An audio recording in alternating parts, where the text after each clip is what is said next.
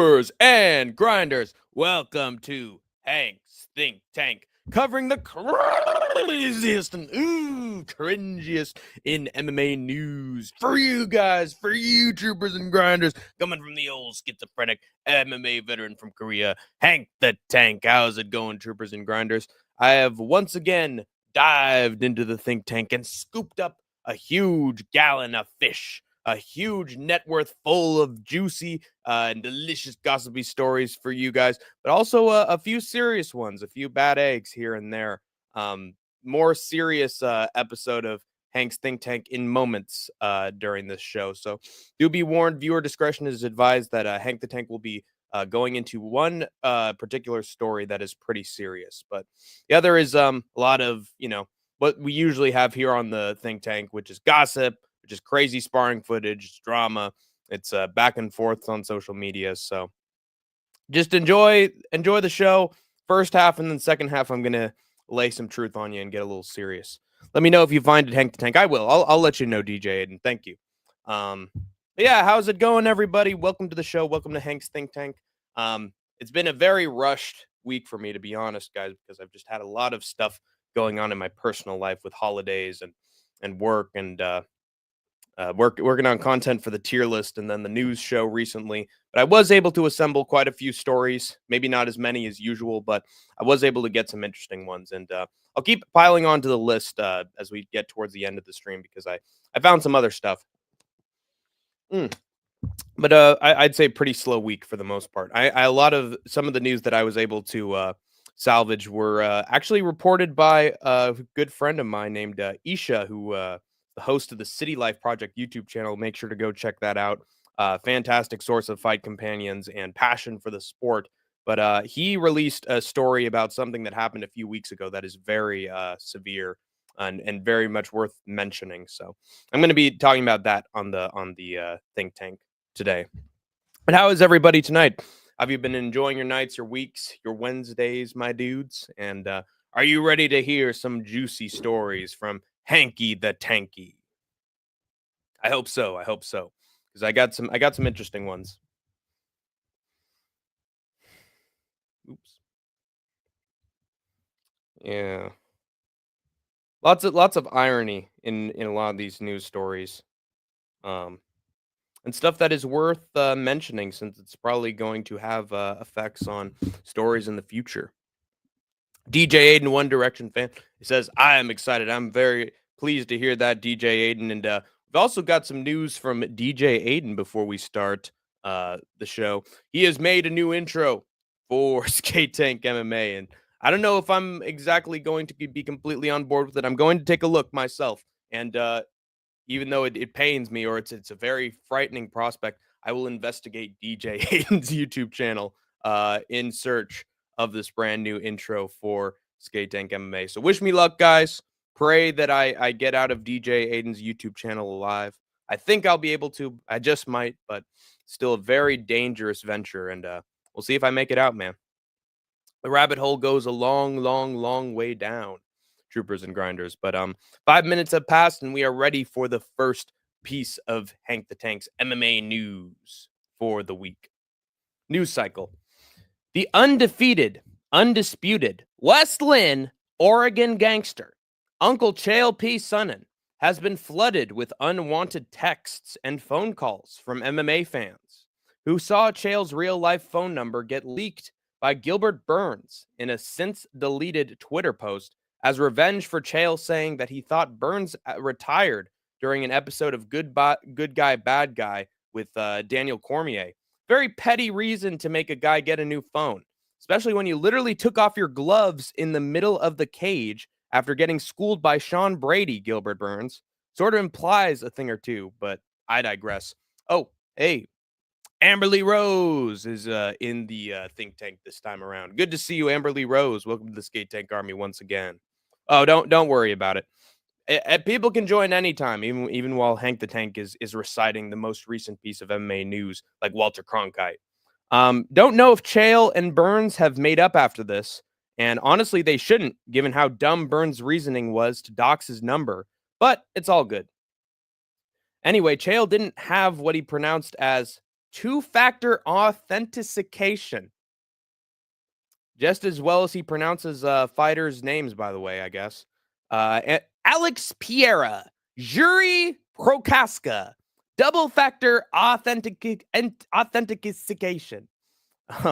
But anyway, and the number was tied to a lot of other important stuff for Chael he has on his phone, like his financials, crypto, whatever. I hate freaking modern-day currencies. So he decided to host an impromptu call-in show live on camera in the meantime until he could fully transition to a new phone. Hey, Andrew B is in the SkateTank MMA chat. How's it going, based one King Chadru, Andrew B? Gilbert leaked his number. He did. Just because Chael Sonnen said, I don't know, I thought he said that he retired after his fight with Sean Brady. It's speculation. We don't know everything, guys. We make a mistake or two. It's not a bad enough mistake for Gilbert Burns to have to give away his phone number.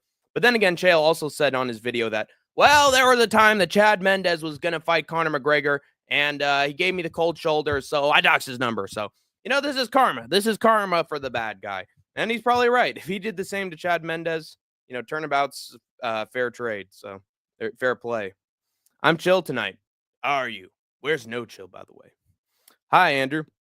Hello, Rose. I'm great. Good to hear from Andrew B. That's surprising. It is surprising. It's surprising that Gilbert Burns, of all people, would do that. Given that, really, I haven't seen a petty or indignant or spiteful bone in Gilbert's body. It's maybe he's just not dealing with that loss to Sean Brady very well. But I don't know. I haven't seen the footage of Chael saying that he thinks Gilbert was retired. Maybe he was more disrespectful, but I mean, if you just made a mistake and thought, oh, I thought he wrapped it up because he literally took his gloves off in the middle of the cage, why is that a reason to dox his number? I think that's sort of insane. Yeah, so anyway, he hosted an impromptu call-in show live on camera in the meantime until he could transition to a new phone. Conversation topics between Chael Sonnen and his fans, who called his number, by the way, included whether or not Gilbert Burns retired, how Texas has the best Mexican food, and Brazil has the best sushi, according to Chael P. Sonnen. Whether or not Sonnen would make a good pro wrestler, the answer is he would. Why Chicago sucks, how Eminem was really writing about Chael Sonnen's wrestling buddies beating him up in one of his songs, considerations of a makeup with Gilbert Burns that went nowhere because he immediately ended his video afterwards, and how Colby didn't actually lose against Joaquin Buckley. It's rigged.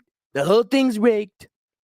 Just like Sonnen pretended he never lost to Anderson Silva, he's pretending that Colby Covington never lost to Joaquin Buckley. Classic Chael. It's why he worked with Trump. Liar. Habitual. I'd feel bad for Chael Sonnen if he didn't suggest that Donald Trump should run for a third term, which is against the Constitution, and coach a delusional Ian Gary cuck in Colby Covington on short notice and potentially sabotage Covington's performance in that fight, but I won't get into that. But still, he used a bad situation to his advantage. You have to respect Uncle Chael for at least having business savvy as a media presence and a content creator. Undefeated and undisputed. Can't believe you had a debate with No Chill. Yeah, I did. I didn't expect it either because it was just, just like Chael Sonnen's YouTube video. It was a call-in show. People who were in the chat, he was like, hey, man, if you're in the Discord, you just hop on voice channel. And both No Chill and we hopped in there at the exact same time. And so his show is very dedicated to stuff outside of MMA. So it actually made sense that No Chill and I ended up having, I wouldn't even call it an argument. I'd call it more of a civil debate about stuff outside of MMA, which is more like the Bodak show's kind of content. Right. He seems super nice usually. Yeah, it's weird, man.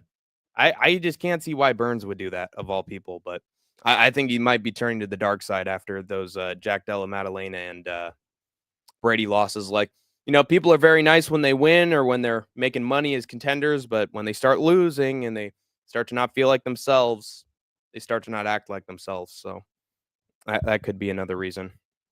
I'm talking about Gilbert Burns, Andrew, yes. Or Justin T. I know, Amberly. Is No Chill's name Justin? I hope it's not. I hope you didn't just dox No Chill's name right there, Andrew B. Who are you talking about with Justin T? Anyway, hold on. I have to write out this last story that I was working on for a second. What do you think about Gilbert Burns giving away Sonnen's number? Have you seen the video of Covington responding to fan questions? And I gotta say, he turned chicken shit into chicken salad with that one. Lemons into lemonade. I gotta give him respect for at least trying to turn it into content, which I probably would have done the same thing.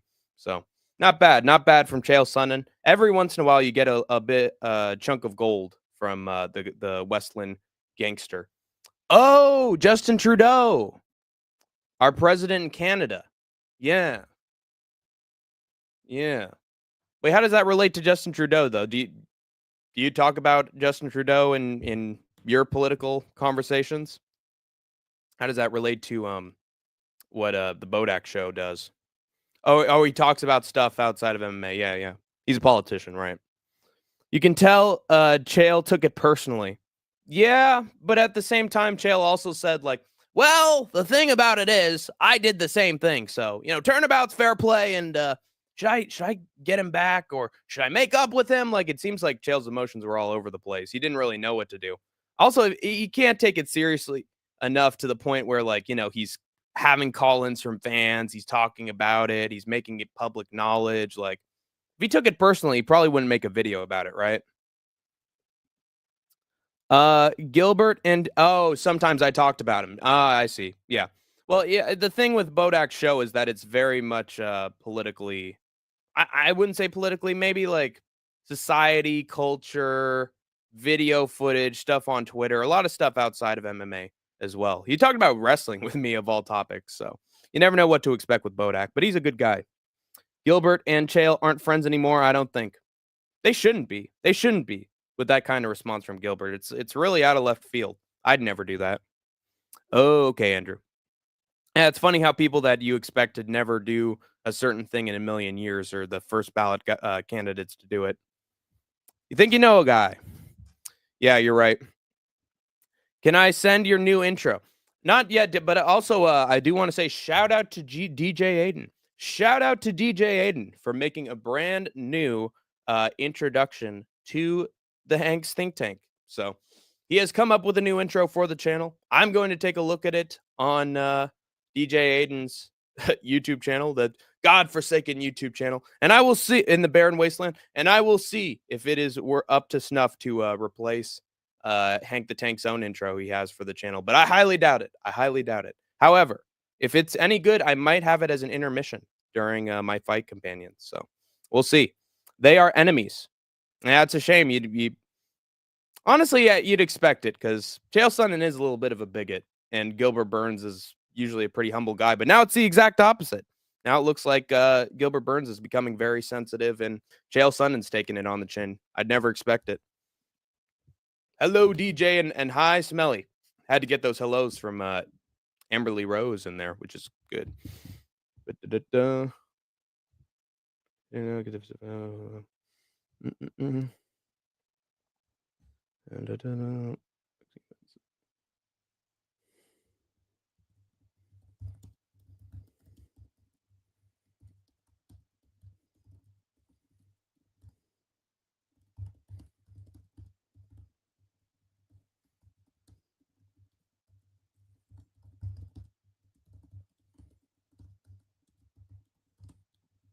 Sorry, guys. I just have to finish this story that I was writing out before I got on.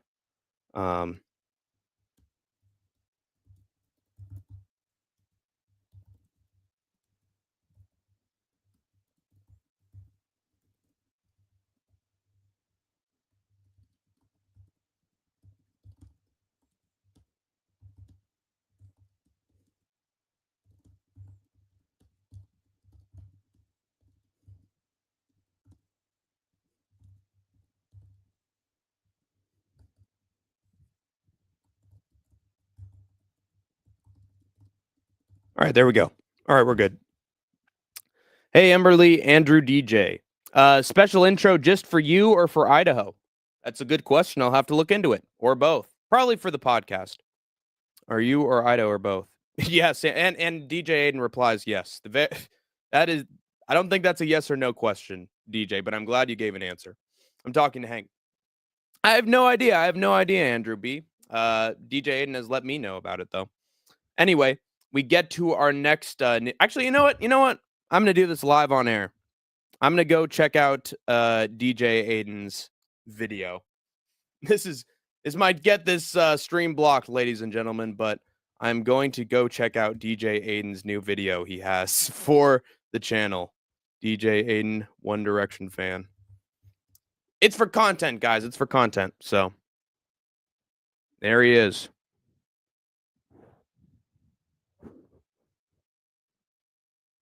Video. Madonna, the Eras Tour, Madonna, video, Madonna. Oh God. Lots and lots and lots of Madonna. See, this is the reason why I compare DJ Aiden to Kobe Wiggle and to Andrew B, is because they just have entire channels dedicated to very specific subjects, and the amount of time that they've spent compiling playlists and videos on any given subject is absolutely insane, to be honest. But I respect the effort. I respect the hustle. Dude, the playlists go on. Insane amount. Oh my God. Where is it, DJ Aiden? Like, you have playlists, but I don't see you haven't uploaded the video to your YouTube channel. You have to actually upload it to your YouTube channel for me to find it. Now, I do have an Instagram account called SkateTank MMA if you want to send it there. But yeah, I think it would have to be either you uploading it yourself or it'd have to be you uploading it yourself or you sending it to my Instagram. I need to know. Growing that beard out, I see. Hope you're doing good. You talking to Chael? I talked to Chael. I talked to him over the phone. But he's undefeated and undisputed in arguments. And he hung up on me. He made me go to voicemail. I didn't get to have the conversation about whether or not Gilbert Burns, whether he's retired or not, whether he's gone for the sport. I asked him, and he didn't respond to me. So I don't know if Gilbert Burns is retired or not, despite the fact that I could do one click online and figure it out. I just don't know. I don't know. I need input. Well, yeah, Chael, what is 6 foot tall, has a massive boop, and hangs up in an instant? That's Chael P. Sonnen. West Linn Canadian Gangster. Clip. Pick one. Upload to your YouTube channel, Aiden. Upload to your YouTube channel. I want to show the people. So upload, and I'm asking you right now, for the sake of Hank the Tank, for the sake of entertainment, please upload your new intro for the channel to your YouTube channel as a video so that I can see it. If not, my handle is, let's take a look. Sometimes I fucking forget. I don't think anybody knows either. Here we go.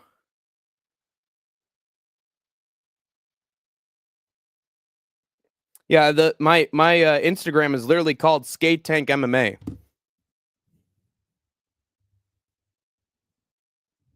There it is.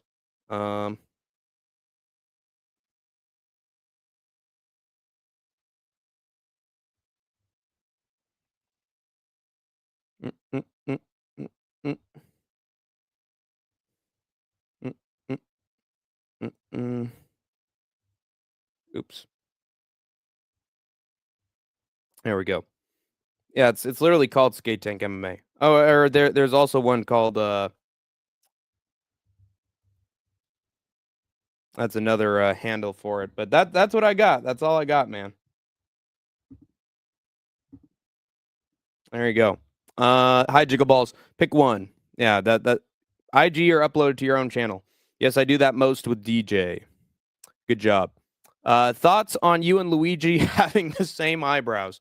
I might have to turn myself in. I might have to turn myself in to the California police. So, damn it, you caught me. It was a plot. It was a scheme. It was conducted by multiple people, and he chose his unibrow brother in arms, Hank the Tank, to carry it out. And I agreed. And I agreed, man. Let me tell you.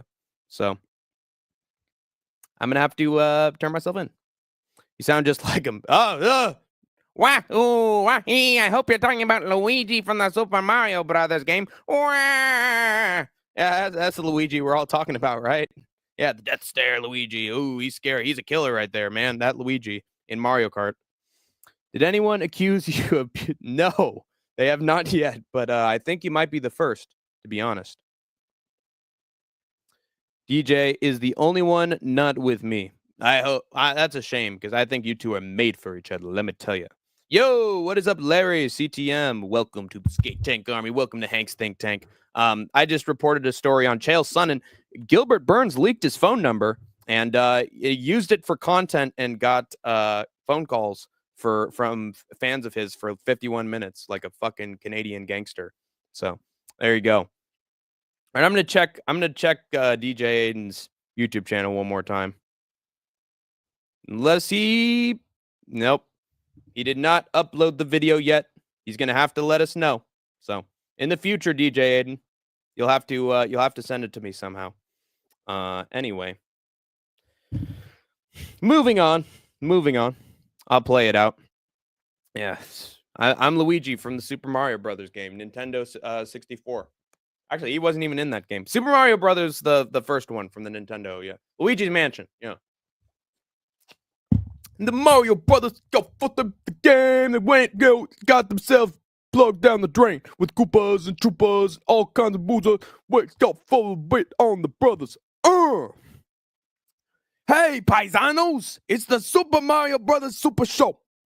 Anyway, enough rambling, enough media references and impressions, which I know everybody hates. Well, just the skatesman, but that doesn't matter. Let's get to Hank the Tank's next piece of MMA news. Colby Covington recently has suffered a fate worse than his humiliating schooling by Joaquin Buckley at UFC Tampa, having to be depicted as gay for Trump to avoid suspicion by a closeted gay man, wife-assailing freak, who literally danced for the 47th president at UFC 309, Mr. Jon Jones. Posting on Twitter, not X, by the way, Johnny Meat, his Twitter name right now is Johnny Meat. Christ, Jones isn't even hiding it anymore, nor the fact that he's a duck, as his new profile pic now visually indicates. It literally shows him as a duck. Thanks for finally showing yourself, buddy. Shouted out Covington for skipping training for his fight against Joaquin Buckley to get Trump ready.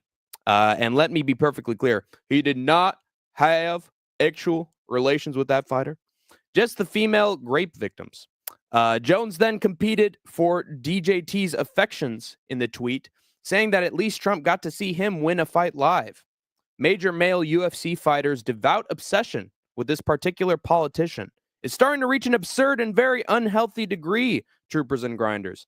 And if we don't want old orange face getting on Melania's bad side, I would personally, then I'd suggest calling out any further man love and other homoerotic behavior that UFC fighters, on-screen personalities like Joe Rogan and noted Glazer promoter and CEO Dana Scheidt show toward him as very weird. So I'll play it out. Yes, his name's Johnny Meat on Twitter. Yeah, it's getting absurd at this point. Jones and Gilbert are gay. I think that.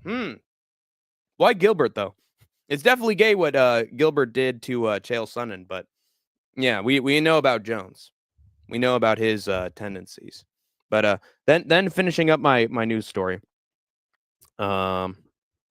Especially don't reply affirmatively to scumbags like Jones' nonsense on Twitter, like some people did yesterday. When an MMA fan actually challenged his gloating and said that Colby past his prime fought a young up-and-comer on short notice, and that Jones wouldn't know the feeling, the Duck responded that he wouldn't know what it's like to make such a stupid decision or be on a losing streak, like the elitist, privileged, politicking snob that Jones is. Just remember that you're technically 26-3, Jones. Just ask Hamill, Smith, and Reyes next time you whine about them on Twitter. Also, sign the contract and fight Tom Aspinall already, pussy. Would you be greatly appreciated. Yeah, he had a big part in getting him reelected, no lie. And I called him out for it the entire time, pretty much the entire time. So I mean, in a way, that's one of the reasons why I don't have a lot of guilt about having an MMA channel for that covers a company that has been outwardly political towards one side, is that I have spent my entire time criticizing them for that glazing and for that support. So I might be a rare voice that stands against some of the propaganda and some of the intentions that companies, or at least calling them out for it. So I can take solace in being a rare voice that calls out weird shit that the UFC does with him, where other YouTube channels wouldn't or actively support it. So I'm happy about that. But yeah, what do you guys think of Jon Jones basically pissing on Colby's grave after he lost to Joaquin Buckley? It seems like some hypocritical statements to me that he's implying that Colby's spending a lot of private time with the president, given that he like literally did a dance for him, shirtless doing a dance for him, and that he's also very repressed, and we know what his alignment is. It's just weird to me. And also like the fact that he still used that tweet as an excuse not to fight Tom Aspinall. Like maybe he's just putting us on. Maybe it's just, a trick so that we can get more fan investment for him versus Aspinall and he can make more money. But he made sure to wait until Ngannou left before he entered the UFC heavyweight division. So honestly, I wouldn't put him past him to vacate the belt. People would hate it if it went the other way, like they back Democratic policy. Exactly. And so you got to call it out. If they had Biden in there in the front row, showed a video package for Joe Biden, had Dana glazing him in every interview he could. Oh, you need to have Biden on. You need to have him on. You need to have Harris on. People would go insane. That political group would go insane. And so you got to call it out on both sides. Like, it's MMA. It's a sports organization. Like, I just don't think there's a place for politics in the sport. And yet it's clearly political. And I haven't seen a lot of other sports organizations come even close to that. Like maybe football in moments after the BLM movement. Like, it's just not around in sports all that much. And so the fact that this, rising sports organization is getting away with this level of glazing is just stupid, in my opinion. Well. Clown show in the thumbnail. Yeah.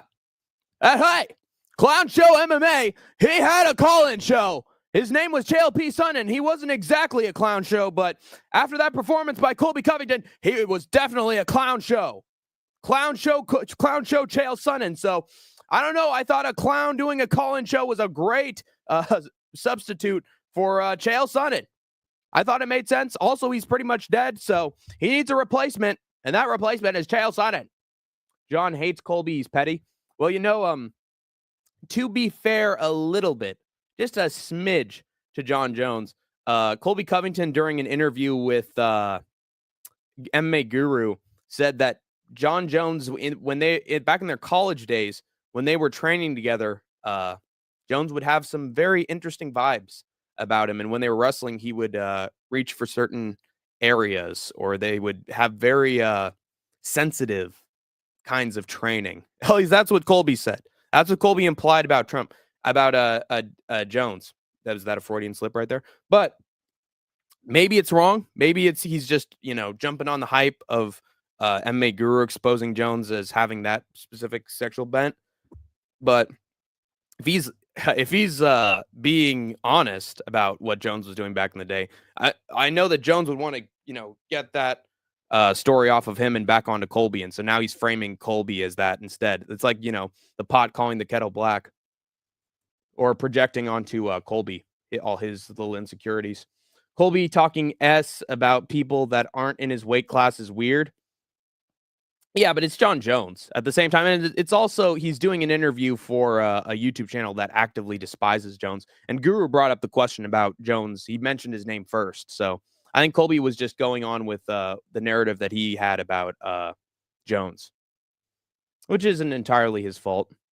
Hank the Tank, I need mods so I can send it on stream. All right. For a day, DJ Aiden, I will make you mod.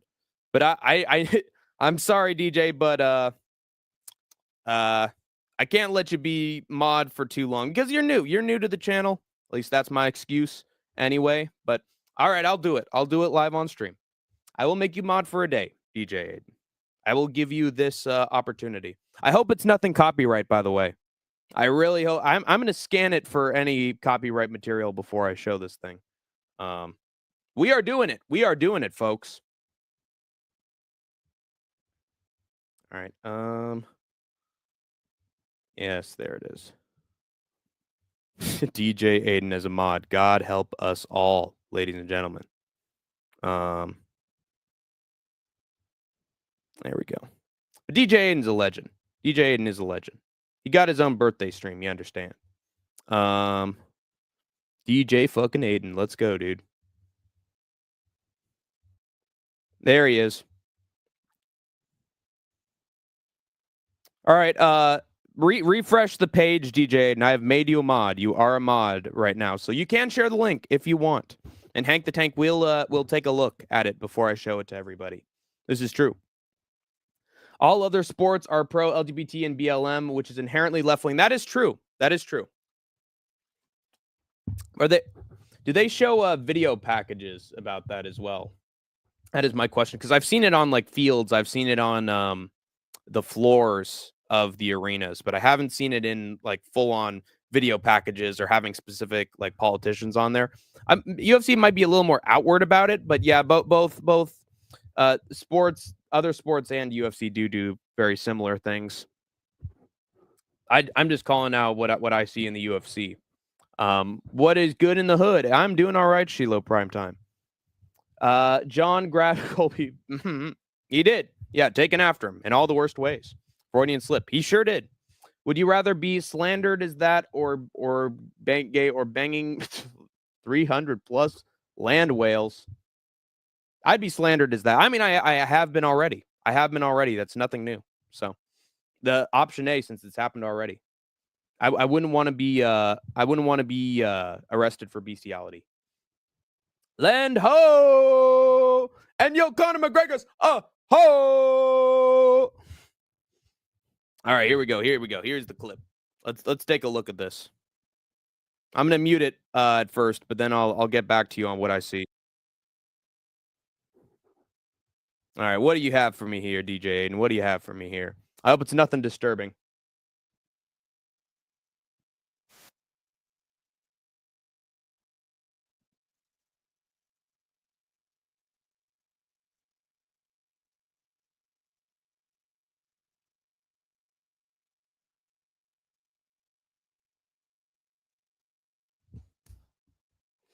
Oh God. It's One Direction's You Don't Know You're Beautiful. Like a whole minute of it. I honestly shouldn't have expected anything less. We have a copyright system, DJ Aiden. You can't play that on stream. Otherwise, you're gonna be all streams are gonna get canceled and demonetized and taken down. Why, DJ? Why? I knew you were gonna do that, dude. I should have seen it coming, man. I hope that didn't even transfer as audio. I hope none of you heard that. God damn it. I like the thought of it. I like the effort put into it, DJ Aiden.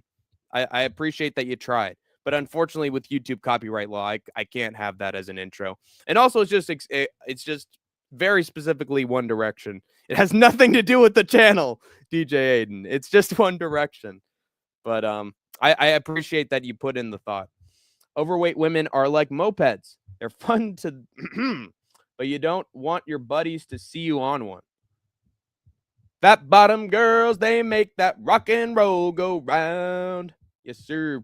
Queen and Freddie Mercury had it right, man. Hey, if you love someone, you love someone.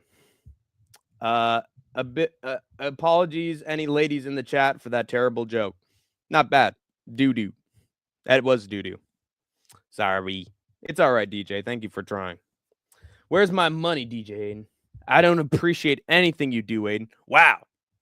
Matua is very angry. At what point did DJ Aiden owe Matua Sablin money? I need to know the backstory of this pronto. I need to get more into the DJ Aiden lore. But I will share that clip on the Discord really quick, actually, because that's way too funny.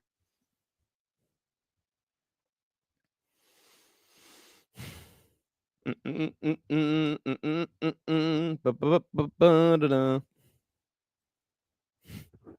world needs to hear this from DJ Aiden. This is going to change the world. Nobody's heard of One Direction before DJ Aiden found them, man. Trust. All right, here we go.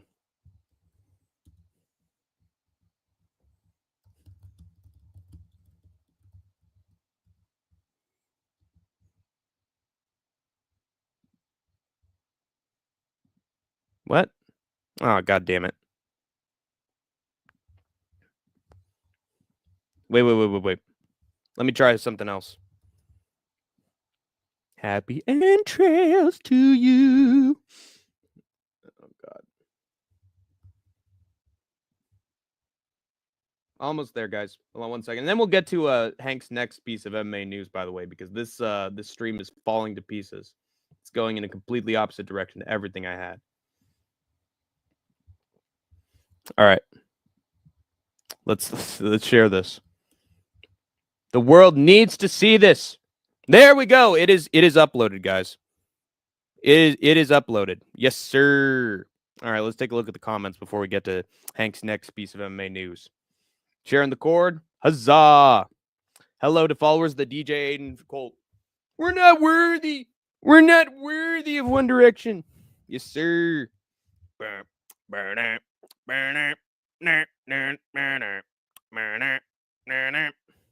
All right. Next piece of MMA news. I've wasted too much of you guys' time. But anyway, the bad news continues for Colby Chaos Covington as he lost all of his poker chips and was kicked out, or as the World Series of Poker Twitter account put it, knocked out of its super main event. People online made fun of Colby for this, and this is where I sort of draw the line with the Colby hate, by the way, guys. He already dealt with a devastating loss to Joaquin Buckley, and he's clearly skilled and successful enough to at poker to qualify for such a big event. So why do you have to pour salt in the wound when he's clearly going through a pretty rough patch? I get it. He's a trumper. He's a loudmouthed idiot. Being at Mar-a-Lago should be considered a federal crime.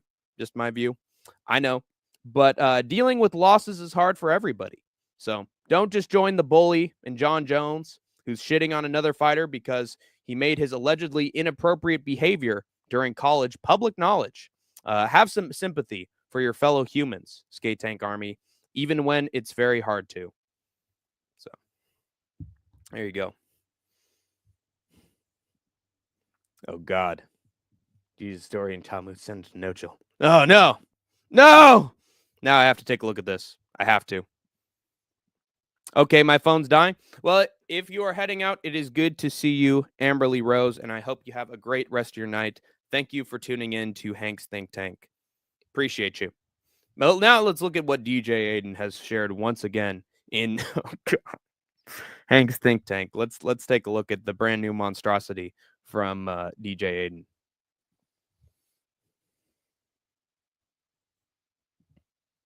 Because I'm interested. I am interested. God, this is becoming a clown show now that I think about it. You know what? I don't care.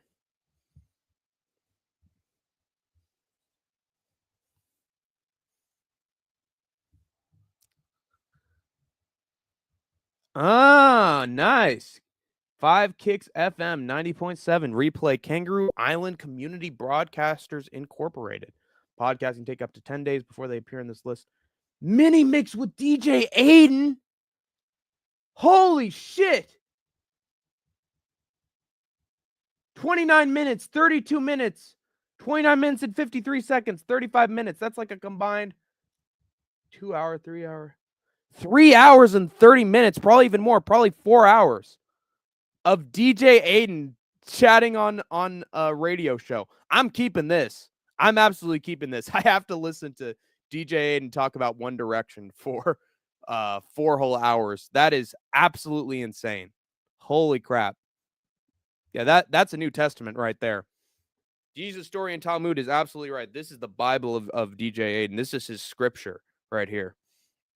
Your order, my lord, Aiden. You need to send it to No Chill MMA. Do it! Do it, Jesus Story and Talmud. Send this incredible info to No Chill MMA. I'm sure he will be highly interested and want to listen to all 4 hours of DJ Aiden talking about One Direction. I'm sure of it. Just like Kobe loves talking about which fighters would be the best, most resemble certain Wiggles, and how Andrew B loves himself the Toronto Maple Leafs. It's the triangle of hell.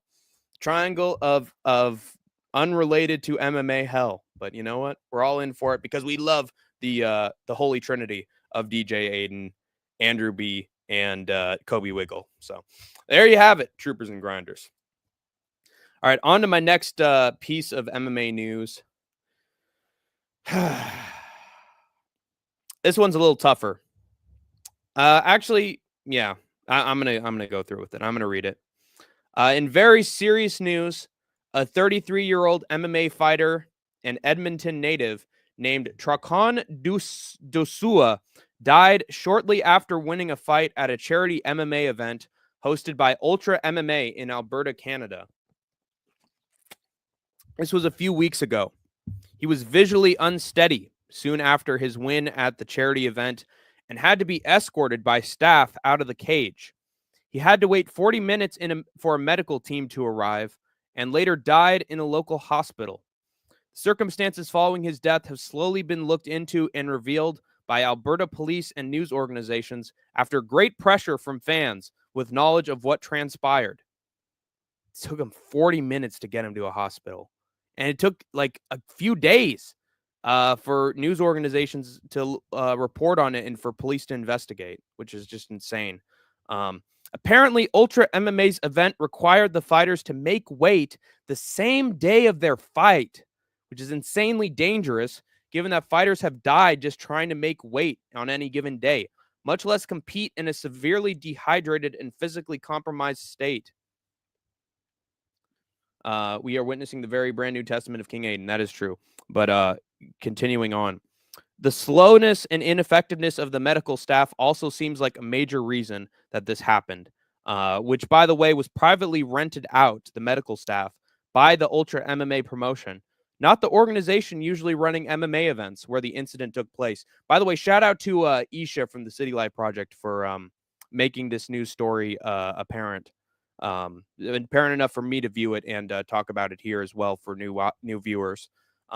On top of all this, there were a few moments in the fight where Dosua's back was clearly turned to his opponent, and the referee did nothing to pause or stop the action.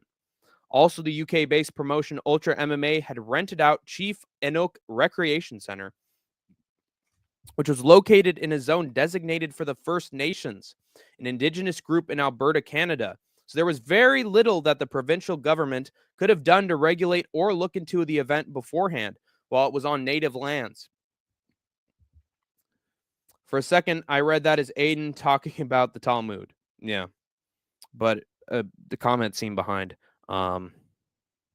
Very shady decisions by Ultra MMA to have the event on native lands where the government can't do anything to regulate it or look into it. Privatize the rooms and teams used for the event for their own clear unprofessionalism, and force the fighters to cut weight on the same day of the event, which is borderline psychotic of any MMA promotion to do, in my view. It's very creepy that the UK-based promotion chose this area in particular, all the way out in Alberta, Canada, as a refuge for this charity event. My money might be going in other pockets instead, with zero regulations. And it's also creepy that this promotion and its charity events have been supported and sponsored by UFC interim heavyweight champion Tom Aspinall before, probably because he wants to support charity events from a UK-based promotion, although you never know if there have been deals made behind the scenes. Sad about the fighter dying. I hate weight cuts. Yeah, it's sad, but also disturbing. Quite disturbing that this could have easily been avoided and that it was just unprofessionalism and terrible organization on the promotion's part. It's very strange that they wanted complete control over everything involving what was happening in the event with the medical teams, with the rooms that were used. They used it on native lands that couldn't be monitored. Took him 40 minutes to get this guy to a hospital. That's dark stuff, but it gets worse.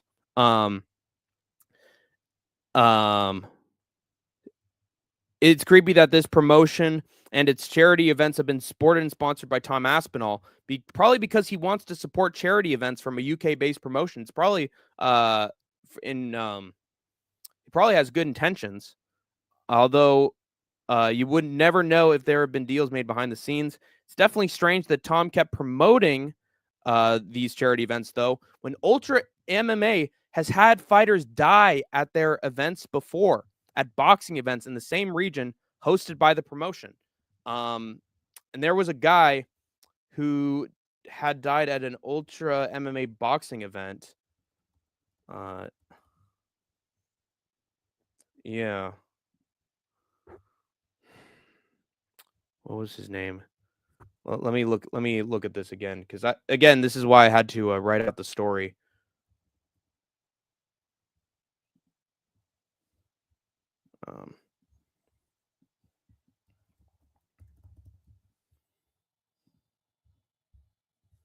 One second.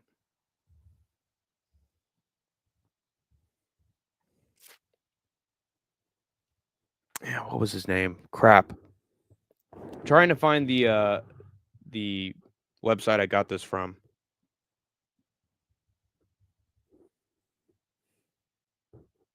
Here it is. Because I'm trying to remember the boxer's name, because he died in a boxing event that was scheduled by the exact same promotion. I think there's been 2 deaths of boxers under Ultra MMA's watch.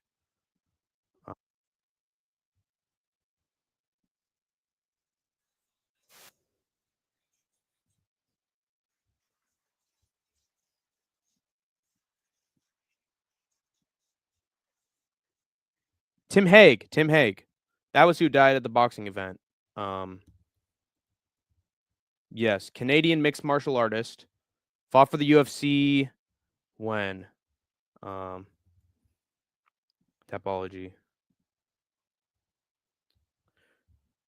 2113. I think it was at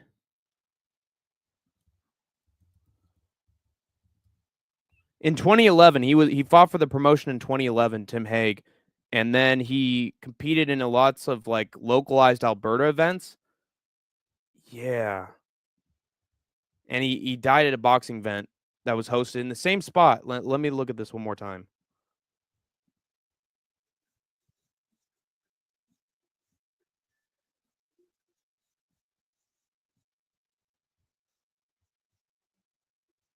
Yeah, I was in a very similar region on native lands that had very little regulation.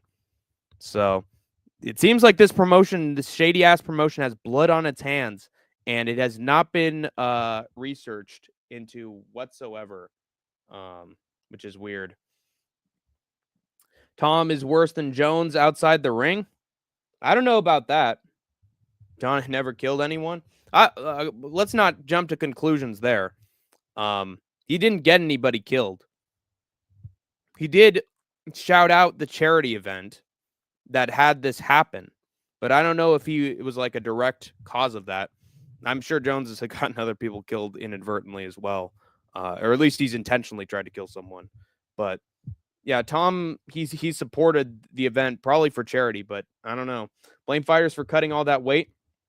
I don't blame the fighters at all. If it was the same day that they were supposed to fight, like you don't see fighters for the UFC making a weight cut on Saturday and fighting the exact same day. From a fighter's perspective, I would say I would like it to be less restrictive when it comes to those regional competitions. Yo, Tank. Hey, how's it going, Pulse? I want to see the blood tests. Hit the like button, guys. Yeah, finding the algorithm YouTube. That is true. And I don't know. Something seems strange about it. Are you Virgo by chance? No, I'm not. What am I? I think I'm Sagittarius. Cancer? Nah, I think I'm Sagittarius. May I call in? Sure. We can leave it open. What month is Virgo? September, right? No, mine's I just celebrated my birthday recently. December. The blood is on Aspinall's hands. I don't think so. I don't know why you're outright villainizing Tom Aspinall. I'm sure there are other fighters that promoted this, other gyms and people that promoted this as well. But it's definitely strange that Tom kept promoting it, though, when Ultra MMA has had fighters die at their events before. Boxing events in the same region hosted by the promotion. Aspinall shouldn't be anywhere near that company with a 10-foot pole, especially if they've had previous cases of fighters dying on their hands. Really strange, and I hope that Tom, as well as the province of Alberta, never give this promotion any attention or opportunities to host events in the future. Organize them. Begins from 12th of December. And then maybe it is. Virgos are smart, honest, and loyal. Well, I guess that's me then. Sweet. All right, I'm grouped in then. Blame the managers that get their fighters booked. Yeah, it was a charity event, though, so he was sort of doing this thing on his own. He could have maybe he wasn't prepared for an MMA fight. Again, it was very deregulated. Like, I can't blame a fighter for competing on an event that just was very unorganized in the first place. Like, I blame the ones who put the event together and are basically in control of the whole thing. Fighters are going to fight. Fighters are going to try to find opportunities to fight. Hold on. And I can share this. Give me 1 second. There we go. God fucking damn it. Oops. There we go. StreamYard link is up if you want to join, Pulse. Virgos are smart, honest, and loyal. Sweet. Virgo the virtuous. It's 1-800 collect. Yes. Please. You have to send 5 cents to the SkateTank MMA podcast in order to come on. Subscribe to Ye Tree. I will be on his stream. Oh my God, DJ Aiden. This is why I'm getting rid of the wrench immediately after this stream. I knew it, bro. I'm Virgo. When I see another one, I know right away. Congrats for being Virgo. It's a blessing. Appreciate it. Hey, how's it going, Pulse Reloaded? Man, I'm alive, so that's a plus. Yeah. Ugh. I'm thankful for being alive. Like, when you have stories like this of people just randomly dying at events, you sort of think you're lucky stars that you've still been able to make it this long. But man, what a horrific situation with this MMA fighter dying at a completely unregulated MMA event on native lands. I didn't even hear about it. What happened?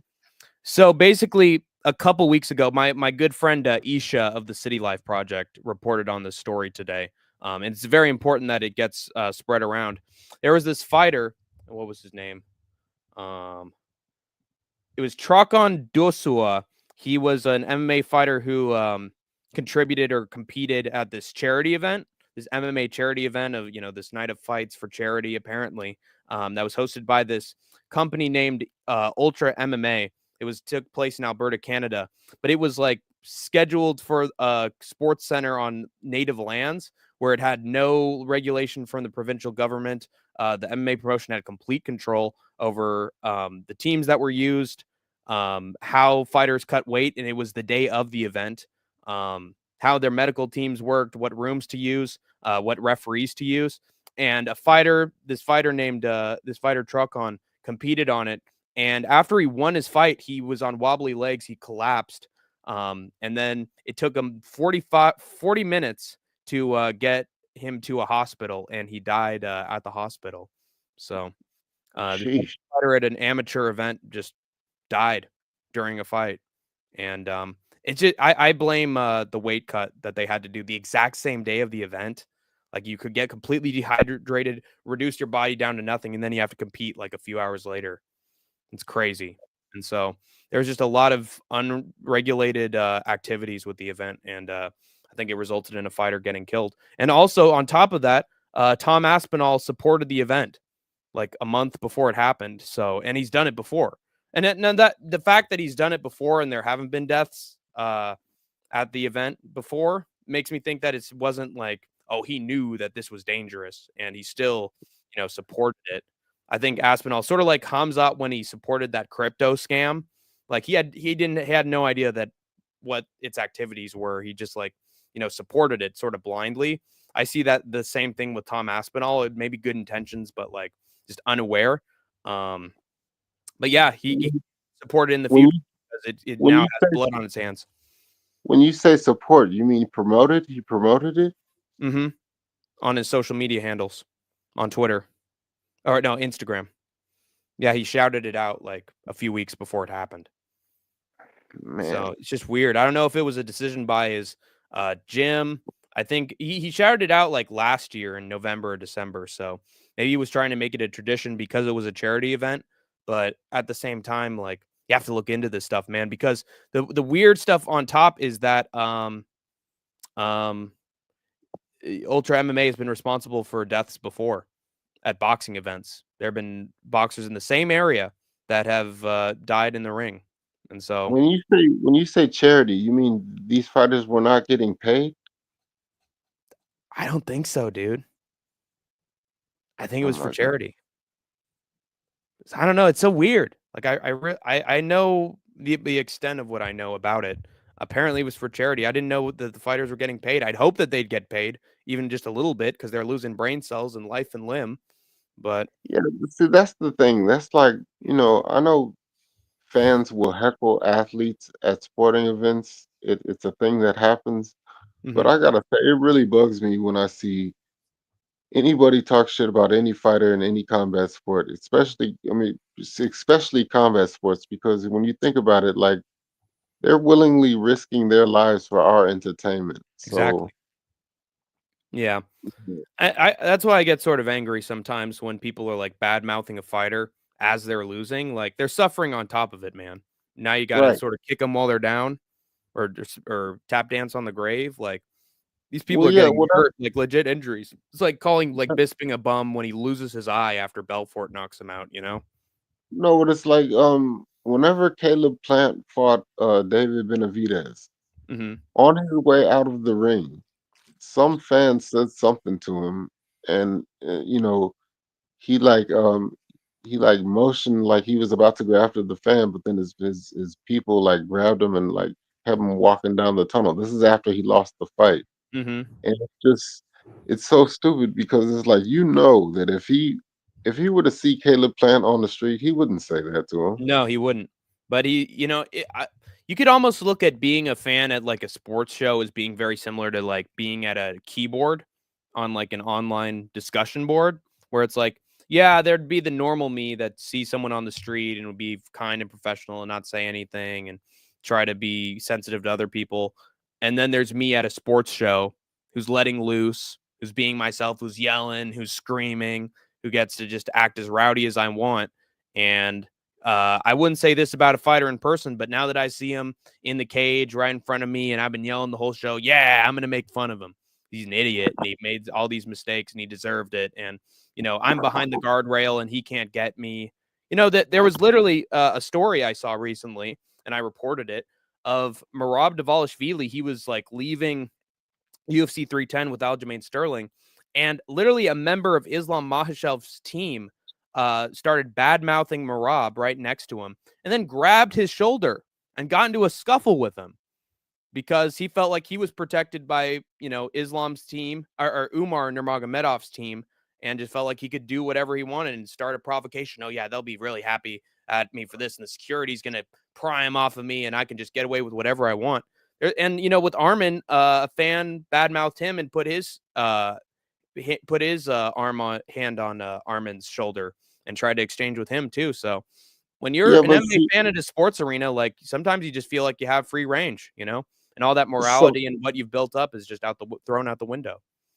no, but some people truly don't have any sense of self-preservation. It's like often I've seen like, well, Mike Tyson, for example. Like people like, do you remember when some fan was like, he got into altercation with a fan on a plane? Do you I don't remember remember this? that. Yeah, somebody What's was that about? heckling Mike Tyson, and it's like, Mike Tyson, you know his history. Like, out of all people, why would you choose him?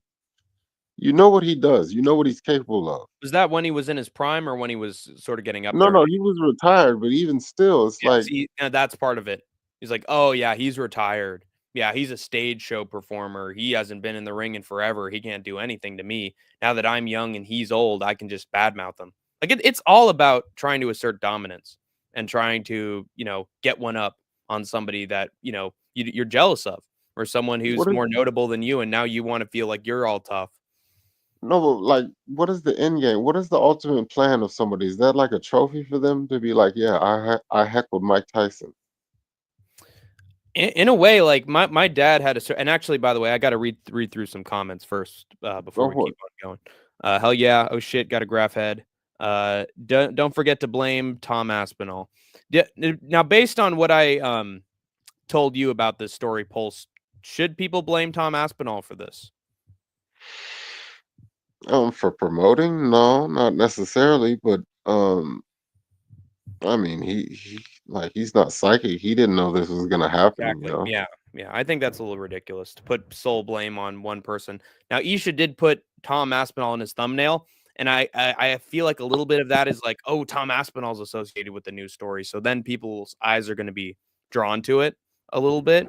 But again, I want to mention that there's a weird in between gray area of he's promoted it before and nothing probably happened at that charity event. So he felt like, oh, I can just promote it again, like without that knowledge. But then there's also um, Ultra MMA has done some shady shit before that if he'd have done his research, he would have known that this happened. So again, I think of it as like a Kamzat Shemaev crypto situation where it's like, is it the responsibility of the fighters to know about this stuff about companies and opportunities they know about beforehand is like, oh, this is sort of corrupt. Like, is it the responsibility of the fighters to look into things that they promote?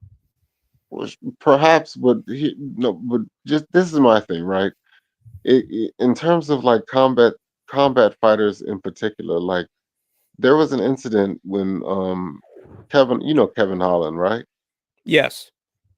Okay, he was doing a photo op, and some random dude just checked his muffler, stuck his middle finger in Kevin Holland's ass. Wow. Holy crap. Okay, right. My question to that person, or to anybody who would do something like that, like you know what he does for a living. This is the reason you're taking a photo op with him. He's Hmm. famous for Hmm. being a cage fighter. Yeah. You know what he's capable of. Why? What would inspire you? Like in general, why would you do that anyway? But like, why would you do that to a guy who you know whoops people's asses for a living? Uh, Again, I think part of it is privilege.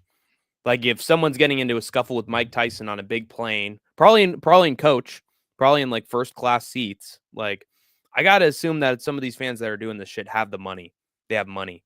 And remember, regardless of whether someone's a fighter or could kick your ass or is a huge celebrity, if you have money, you feel like you're above people.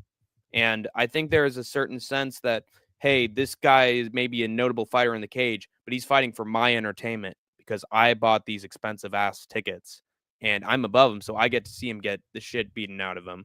So I could do what I want. I have the money, I have the means. I can just do that shit with no consequences. I truly believe that there are rich people in this world, young fucking degenerates, and maybe old ones as well, who just feel like their net worth makes them superior.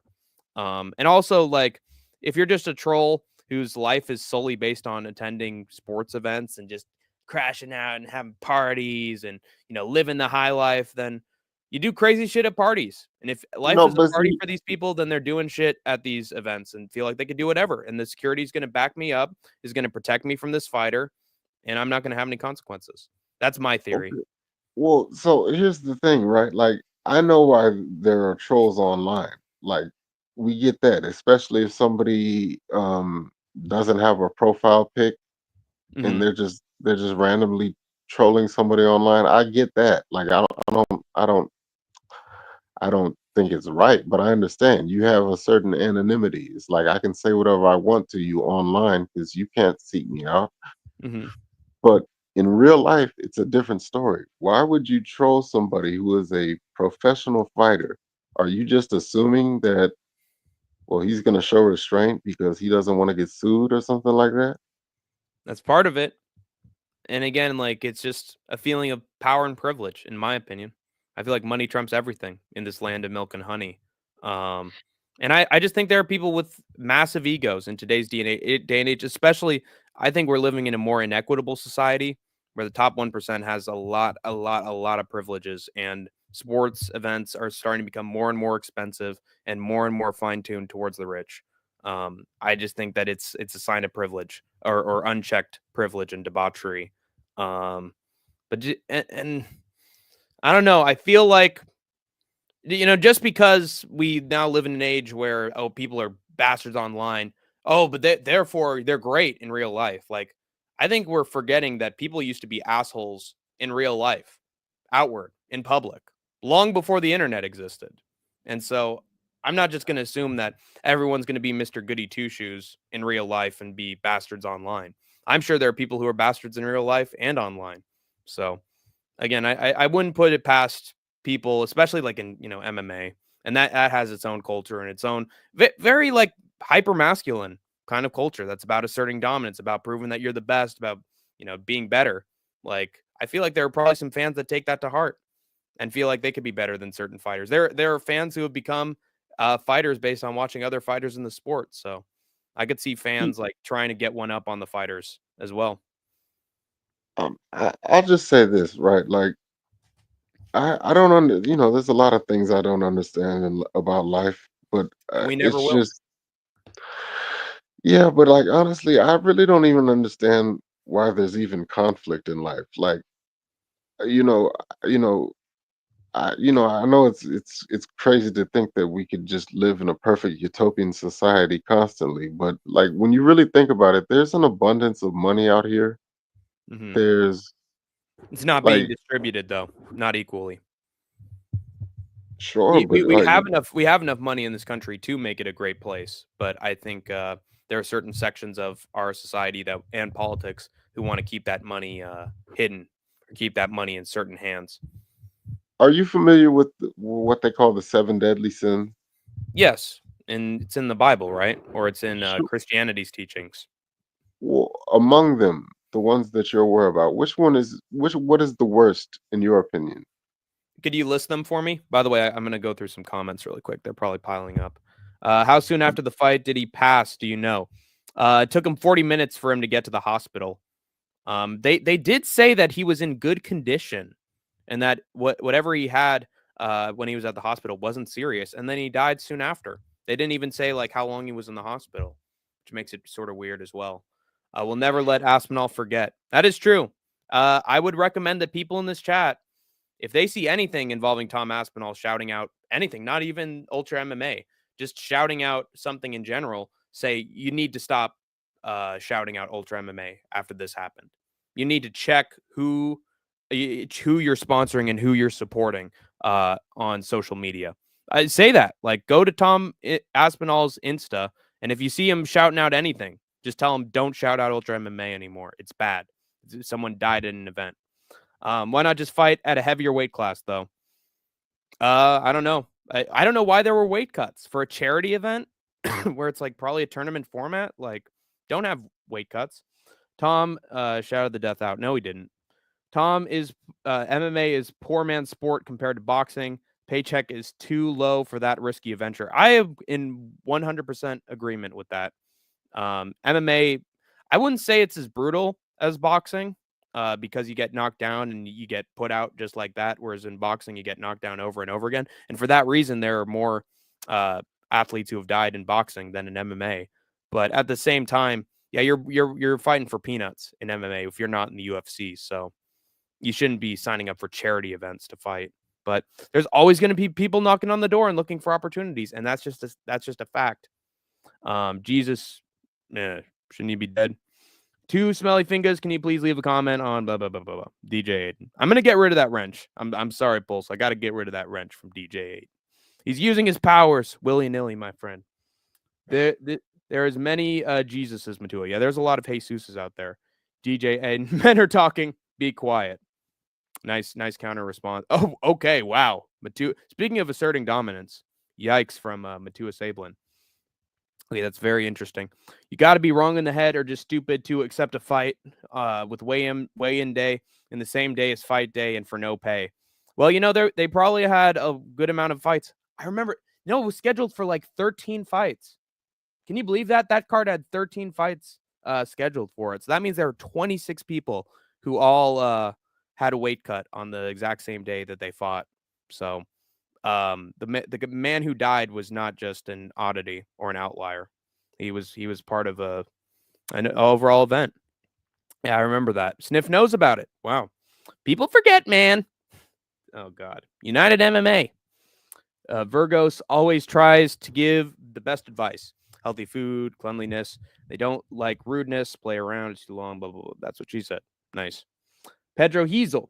Pedro Hizzo. People forget, man. Tom New. I wonder if Matua is very assuming in moments.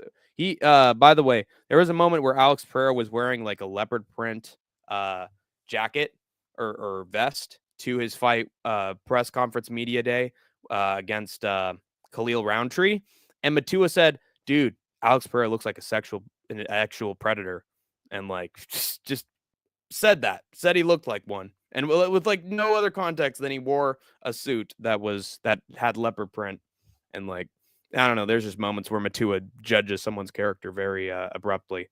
I wonder if Dusty ever had to put pause on a fan. Slash hater. Oh yes, that day I had to put my paws on the Nature Boy Ric Flair and the Four Horsemen when they broke Dusty Rhodes' arm near Trailer Park, baby. I had to get my friends my revenge in a War Games match, if you will. So I gotta hit you with a bionic elbow, you Steve Sniff. How are you? I I'm sorry to interject. I just gotta ask this. So you just did a you just did an imitation of Dusty Rhodes, right? Mm-hmm. Mm-hmm. And the last time I called in, you quoted George Carlin. Yes. Bro, how old are you? Like 22, 23? Somewhere around there. How are you able to reference things that like I feel like you have an old soul. Like you know things about like Yep. I don't how do I say this? You know things that are not of your generation. Let me just say this, man. The internet is a wonderful place. I think it's one of our best museums out there, one of our greatest archives we've ever had in the history of humanity. You could learn about basically anything, doesn't even have to be filmed on websites, on Wikipedia, on YouTube, anywhere. I got most of my stuff from YouTube and from streaming services that had old archive footage of wrestling. I've seen George Carlin specials on YouTube that I just found out of the blue.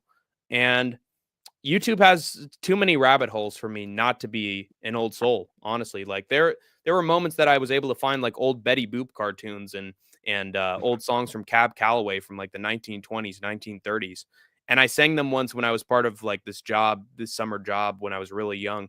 And my manager basically went up to me and was like, "How the hell do you know about Cab Calloway? How do you know about Betty Boop in the 1920s and Elvis Costello and all these other artists?" Right. And I was like, "I found him on YouTube. I just looked around online and I found him." And I just like I'd say part of it is like I'm sure there are people who know about this stuff that I'm quoting, but they don't like study it. And they don't like try to repeat it or act it out to the level that I do. Cause I'm sort of like a parrot. When I see something, I want to like do the same thing that I'm seeing, especially if I like it. And for that reason, like I wanted to be an actor in high school. Like Me I came too. around to it. Bro, I'm not even joking. Like that's you and I have a lot of similarities. I was actually in theater in school. I did stage plays. I was in Annie Get Your Gun, which was Mhm. about Annie Oakley. Are you familiar with her? Yes, I am. Wasn't she a rootin' tootin' cowgirl in like the 1800s? She was like, what was his name? Something Bill's Wild West show or something. Yeah, no, I know what you're talking about. Buffalo Yeah, Bill's she like Wild West Buffalo show. Bill. That inspired Theodore Roosevelt when he was with the Rough Riders. That was actually inspired by those posters. Yeah, And she that old was like radio sh- she was I mean, show. her Gunwoman, and sniper. yeah. Yes, her and another woman named Lillian Smith, like Annie Oakley in particular, they said I think a shotgun over her shoulder while riding a horse. Yeah, She she's shot, been shown in photos with it as well. Badass. yeah, No, absolutely. Uh, no, people used to clown on me. They're like, "Bro, are you in theater?" I'm like, "Yeah, yeah, I'm in theater. Yeah, I, I enjoy it." yeah, I think part of it is actors just love to learn about the past, or they love characters so much they want to portray them themselves. Like I think it comes from a deep love for culture, a deep love for like other people and for like characters that they want to play themselves because they're inspired by it. Because I think the truth is that culture and entertainment and plays and movies and shows, but Tua knows all about this. Um, they tell us a lot about our world that we wouldn't find on the news or talking to other people. Like our media can, and not just like news media, because people have taken the media and they've just put that in news together.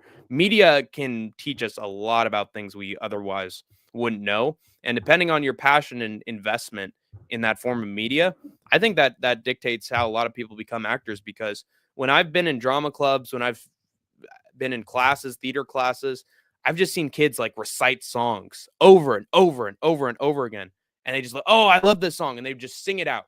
They'd sing out every single lyric, do everything beat for beat, like try to really tap into like the tones of the characters or like the inflections. And I think if you're invested in something where you want to be like a parrot and just like repeat things that you love, I think that's a good sign that you'd make a good actor. No, I mean, honestly, like, I was talking to Ray and Tim, the guys that I do Burro Plata, the Mhm. podcast I'm on. I Nice. was telling I'll check them, that out, by the way. You could, DJ Aiden or Andrew B. What's the site called again? Or the oh, podcast that you do? Is that on YouTube? mine, yes, yes, yes, Burro Plata. It's a play on the Go term Go Gogo Plata. Plata, which is a Yeah. move maneuver in Brazilian Jiu-Jitsu. And yes, we air every Tuesdays and Thursdays at 6:05 on All right. YouTube. I've typed in ROBOPLATA. Is that right? It would be bro, like bro, the term bro. Oh, Bro Plata. Yeah, bro Plata. Yeah. There it is. All right. I'm going to hook you up, man. I'm going to put your podcast in the comments. Yeah, well, thank you There you so much. go. Check out the Bro Plata podcast. I am going to subscribe to it. There you go. And I will be tuned Thanks. in to Pulse Reloaded Opinions. Um, but what were you saying? No, well, so I was telling them like, I want to go see. This is why I want to go. This is why I like watching plays because we were talking about the movie industry, and it's like movies that come out nowadays, they're so overproduced. Everything is CG. Um, and it's like I hate it because going to the movie theaters to watch a movie was like the ultimate thing for me as a kid. Mhm. And it sucks because the way the industry seems to be going, it's like everything is on streaming platforms now. A lot of productions will go straight to Hulu or Netflix Right. instead of being getting a theatrical release, Mhm.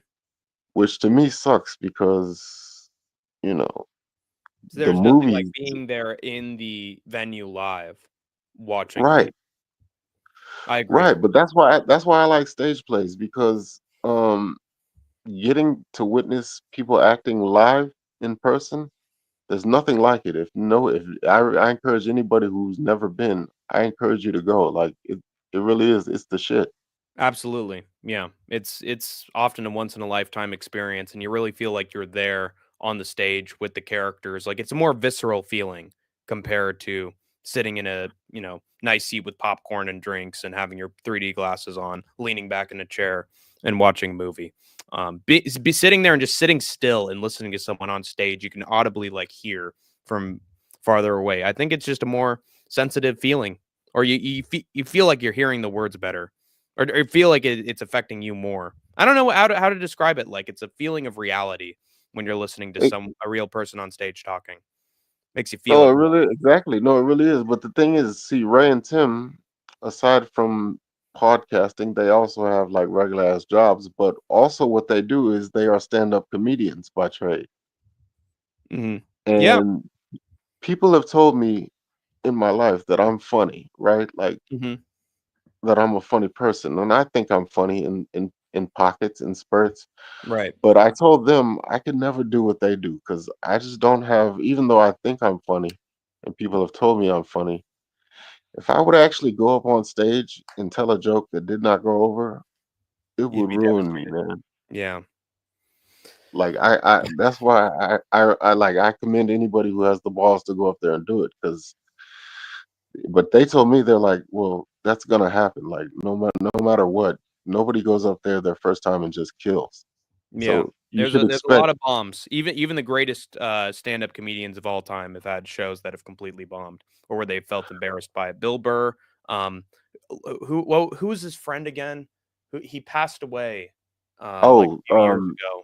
yeah, I know you're talking about big dude, Patrice O'Neal. Patrice Patrice O'Neal. O'Neal. The reason that him and Bill Burr even sort of had a disconnect in the first place, they sort of split a little, is because there was a show that bombed that both guys were a part of. And I consider those two like two of the funniest stand up comedians of the 21st century. So the Okay, best here's my of thing. all Here's time my have had thing. terrible acts and terrible just stages of their careers. This is my thing. Okay, so comedy, entertainment, or being entertained by comedy, it's subjective. If Oh, you wait, think hold on something, one second. Keep that thought. I want to keep going through the chat so I don't miss too much. sure, Um, sure. who oil checked Holland? It was some random fan, right? Yeah, there's footage of it on TMZ. You could check it. You could like he had to be held back. Like he was gonna smash this dude, He but deserved it, cooler head. honestly. No, Yeah. he really did. The Like guy I who wouldn't have been the mad. fans who have mistreated, Bilal live, like, right next to him are also pieces of shit in my estimation. Uh, Well, Kevin Holland once said at a Q&A that he's bringing in the trunk for his opponent. Ah. So maybe the fan was like, "Oh, you wanna talk about sticking this up where? I'll do the same thing to you, and I'll get away with it." I mean, maybe it shows that the, words of public figures can have, consequences they never even ever thought of in a million years. But still, that's creepy to do to another person. I don't care who you are, especially if they don't expect it. What a great gift to sniff, King Aiden. I agree. Some fan. There's weird shit going on, and everyone knows it. There's always been weird shit going on. I think it's just becoming more public. It's an interesting perspective, Hank. And we've been so far along that I have no idea what I even said. Sniff, did you get on my line? DJ Aiden is very desperate for people to follow the things he likes. All I say is this: the world is an F place. Always has been. Always has been before humanity even existed. We used to be on a planet that was nothing but hot lava, magma, inhospitable, no oxygen, just magma and burning and death and destruction. And then slowly oxygen and rain and water uh, started to develop on Earth, and we started to have living creatures. But dinosaurs were extinguished by a freaking meteorite, you know? So it's always been an effed up place. I think we can easily make it better, especially since we're conscious people, but we only have so many opportunities to make the world better. Sniff Noah Hyde laws coming. You know what Noah Hyde laws are? Pulse, or is that just no. a random term? Yeah, I think so too. Limited resources. Chael Sonnen sounding oddly black. Yes, the Canadian, I mean, the Oregonian West Linn Gangster Chael Sonnen is on with Hank the Tank, or maybe he thinks I'm Chael Sonnen. I have no idea. Maybe we're both Chael Sonnen, undefeated and undisputed. Chael Sonnen is sort of a character, so. Paradox the Chad, blah, blah, blah. I got to get rid of that wrench of DJ Aiden. He's exploiting his power. Real jerks don't show themselves in the internet, just like real mafia don't show themselves outside. Right now, as we're speaking, some demons are cutting human parts for fun, probably somewhere in Mexico. Yeah. Real jerks don't show themselves in the internet, just like real mafia don't show themselves outside. Yeah, but there are some places where gangs do horrific acts outside in order for people to get the message, not to mess with them. So it really depends. Are you a Nick Fuentes fan? I think he's always asked if I'm a Nick Fuentes fan. Do you know who Nick Fuentes is? Who do I? Oh no, he. Oh, Nick Fuentes, American far right political pundit and live streamer who promotes yikes, lots of different views. Um, Also, he was involved with, like, I think as a police officer is in some bad shit. Yeah, he's a piece of shit. I'm obviously not a fan of his. It's funny, like, I feel like the online MMA community is very right wing in its political views, and that's, I mean, if you're right wing, that's no insult to you. I'm just stating what I'm seeing. Um, how do you think this developed, or why do you think it's specifically of that bent, or do you not believe that? Wh- Who, me? Yeah, I'm sorry. What are we what are we talking about again? sorry. Just that it feels like the MMA community is very politicized towards a certain side, in my opinion. Um, if more conservative or alt right, I think, at least especially in recent years. Do you think that that's a product of the UFC and what it's done politically, or do you think it's just inherent that people who rush to MMA have these certain biases going in? No, I would say they're pretty liberal, in my Really? opinion. I mean, look at Sean O'Malley. That guy. I mean, he's a very colorful guy. He smokes weed. Yeah. But then again, he's No, also but friends with Andrew Tate, who's very much so a social conservative. He hangs out with very rich people like Aiden Ross, who was a clear Trumper. You know, I can't stand Aiden Ross. I can't stand that guy. me neither. I don't. I I can't. don't think anybody really likes Aiden Ross. I think most people just pretend to because he has money and has subscribers, or No, but it's like, it's just a bunch of mini Aiden Rosses. You know. why is he even famous? He's not particularly talented at anything that I can see. Yeah, I can't see it either. Like he literally can't define or spell or what's the word for it? Um, He can't pronunciate certain terms correctly. He just there are like common terms that he's read online, and he's just like enigma, uh, parasite, No, that's what I'm saying. Like, how is it? chloroform. You know, he can't How say how do we common live? terms. I'm just wondering, like, how do we live in a world where stupid people are able to get rich? That's been the case for a very, very, very, very, very long time. Pulse Reloaded, and I honestly think it's due to dynasties. If you think about it, with royal dynasties and with political dynasties, the youngest of the family that just, inherited wealth, didn't learn anything about humility or going through struggles or adversity or seeing society as it really is, being sheltered by their families who are rich and spoil them. I feel like they just have no idea how the world works. I think privilege weakens intelligence. No, but it used to be like, I feel like it used to be like, talented people would get rich, and it was no surprise because they're talented. But like, I see, like, okay, Kim Kardashian for example. There's also how you get rich based on a capitalistic system. If you're like doing something that's exploitative or selling something that doesn't require real talent, like we are in an economy where you could literally say Hawk Tua in a YouTube clip and become internet famous and start your own podcast and get millions of dollars, or say Cash Me Outside, how about that, and be a Right, personality, and people will you just said it. catch on. Okay, yeah, well, like even the Haktu abroad, like, okay, her 15 minutes, I they're I up, think she right? I think she's not too stupid, to be honest. Like, based on what I've heard from her on her podcast, like, sometimes she seems with it, with certain, like, interactions that she's had, or she, like, catches on to something quickly. I don't know, I think, she's savvy enough to have that podcast where, but maybe that's just a hot take of mine, but from what I've, like, heard from her, like, outside of that one clip, like, I wouldn't say she has a great head on her shoulders, but I think she's more aware than I've seen. Certainly more aware than a fucking Aiden Ross. That's all I'll say. Okay, but originally, how did was he a gamer or something? Did he like play video? Why is he, who put him on? Like, what, It's a good how did he question. get famous? I'm gonna I'm keep just wondering. reading the chat because I'm behind, Go but for it. I'll answer that question. Hank is 36. That is true. At heart, I am. Hank is a 36-year-old parrot. Wow. I honestly, that means I'm even younger than 20s, because parrots live to be like 90 or 100 years old. So I'll take that as a compliment. I'm glad I'm in my prime. I search and learn so much. Sometimes I'm afraid for my brain. Depends where you look and what you learn. If it's something good, though, I'm happy. Hank, I have a good Matt Hamble impression. I hold my tongue and say, oh yeah. I hold my tongue and say, I've been fight.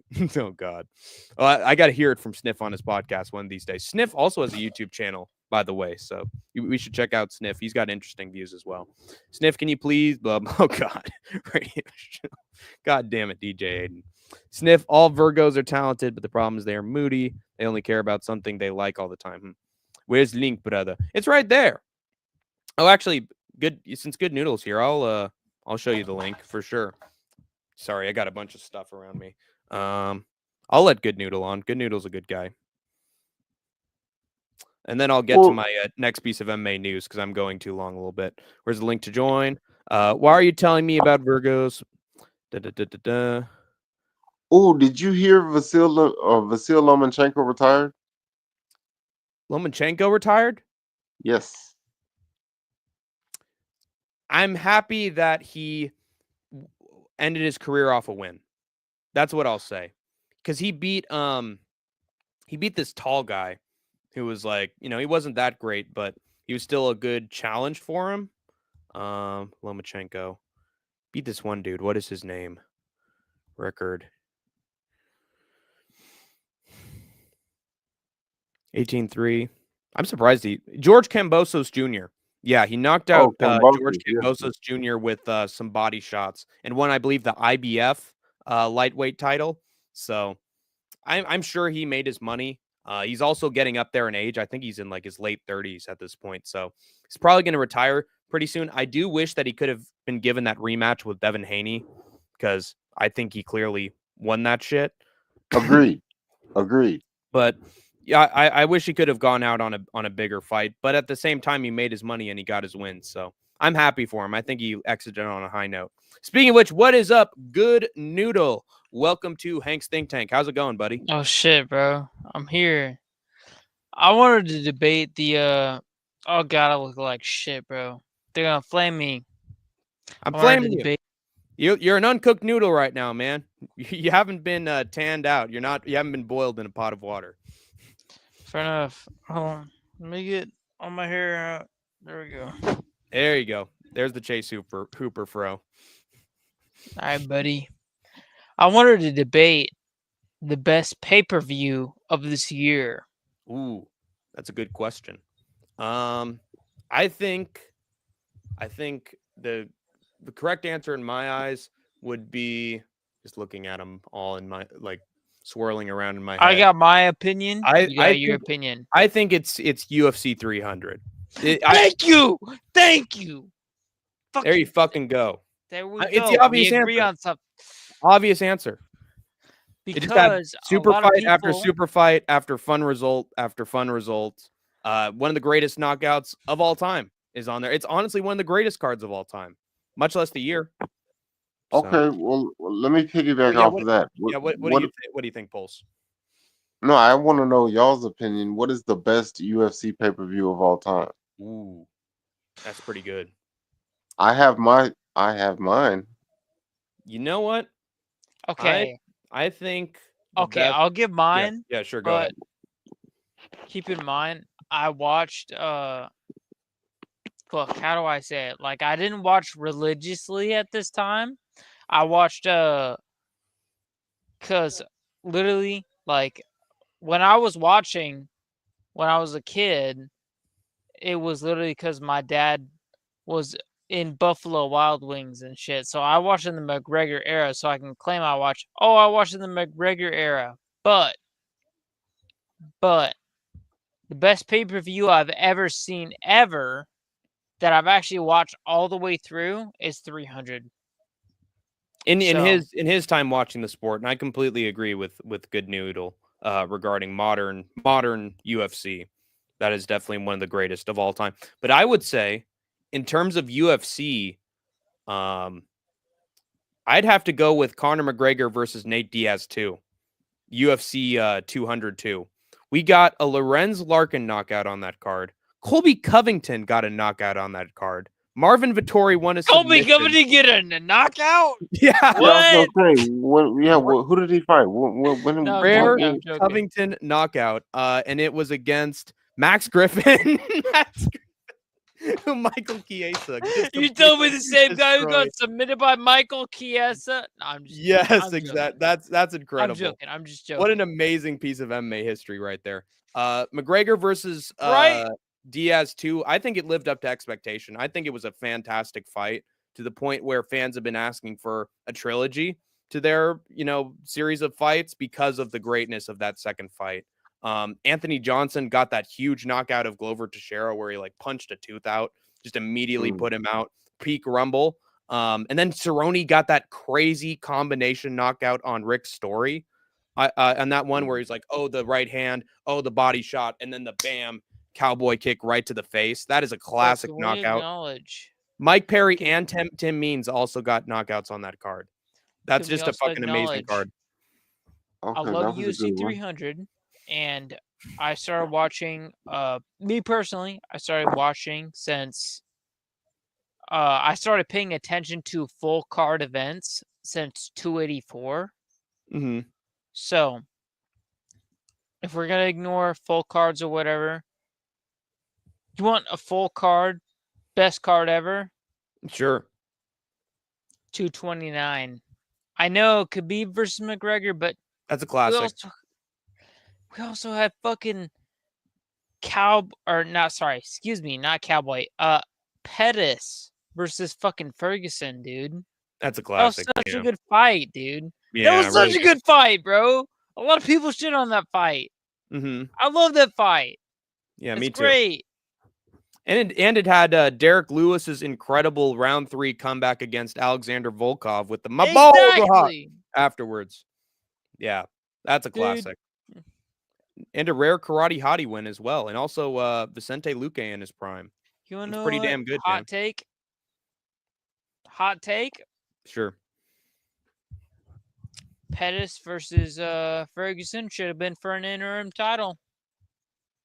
Yeah, should have. Wait, that wasn't for an interim title? No, it was officially not. Oh, that sucks. It's really a shame that Tony had to defend his interim title all those times and just started to look worse and worse in those fights. Technically, he never had to defend his interim title because he won. Who did he win the interim title off of? It was Kevin Lee, right? Kevin Lee, yeah. I think. He fit into all this. He's going to fit in the PFL too. Let me double check here. Let me read some comments, by the way. I'm a Leo and I can do impressions. So what's up with that? I don't think what's the name for it? Horror when you're trying to like align with the stars. What's that name for it? Horoscopes. Astrology. I don't think horoscopes completely align with who you are as a person, but they give some hints. Have me on the panel. I don't. Wouldn't it be scary if DJ Aiden suddenly showed up seeing the link for Hank's Think Tank on there, and then he'd be like on the bed, just like leaning and watching as we discuss MMA. Sniff, you fancy clothes. But what were you saying, Good Noodle? So Tony Ferguson won the interim title against Kevin Lee via triangle choke.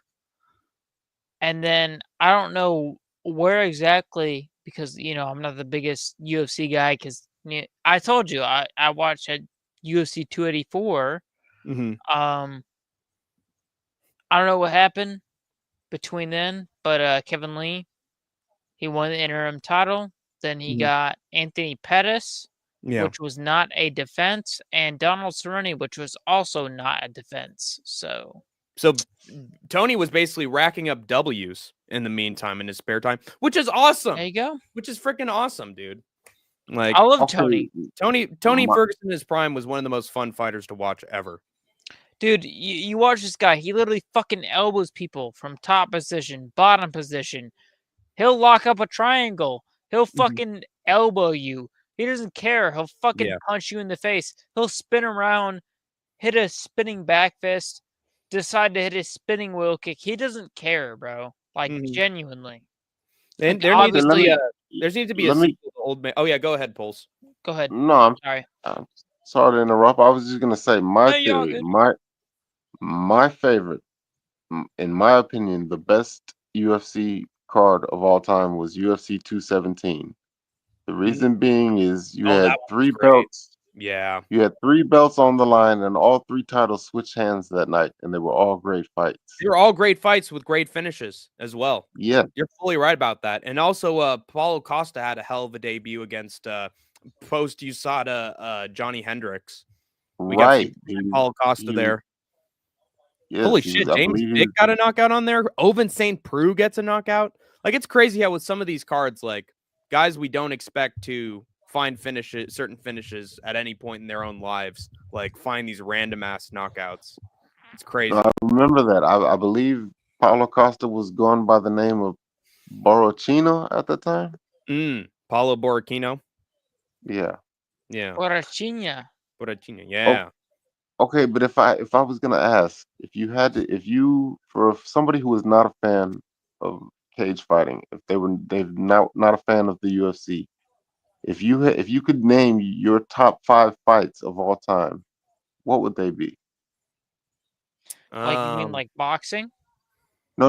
I mean UFC fights. What are your top 5 UFC fights of all time in no particular order? Nate the Train versus David Onama. I think that's always going to be in my top 5.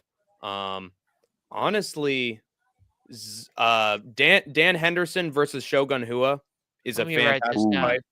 I love that one. In terms of like greatest women's MMA fight of all time, I'd say Okay, Zhang wait. Weili versus Joanna Jędrzejczyk. So- I'd put that in there as well. Hey, can I butt in here? Go ahead, Is Kid this Noodle. is this greatest of all time, or is this subjective to I think this is my favorite fight? Yes, your I think favorite it's fight. objective. Yeah. Bet, bro. Yes, sir. Shit. And I think also Yuri Prohaska versus Glover Teixeira. That's in my top 5. That is a fantastic fight from start to Great finish. fight. It ends in round 5 as well, like closing minutes of round 5, which makes it a classic. Great fight, but not And in then my Rory not in my McDonald top 5. versus Robbie Lawler too. That is in my top 5. There you go. Also, what were some good fights? Oh, also, Crow Cop versus Fedor. Classic fight. I love that fight. Crazy ass. Okay, fight. I'm gonna say this. Sure.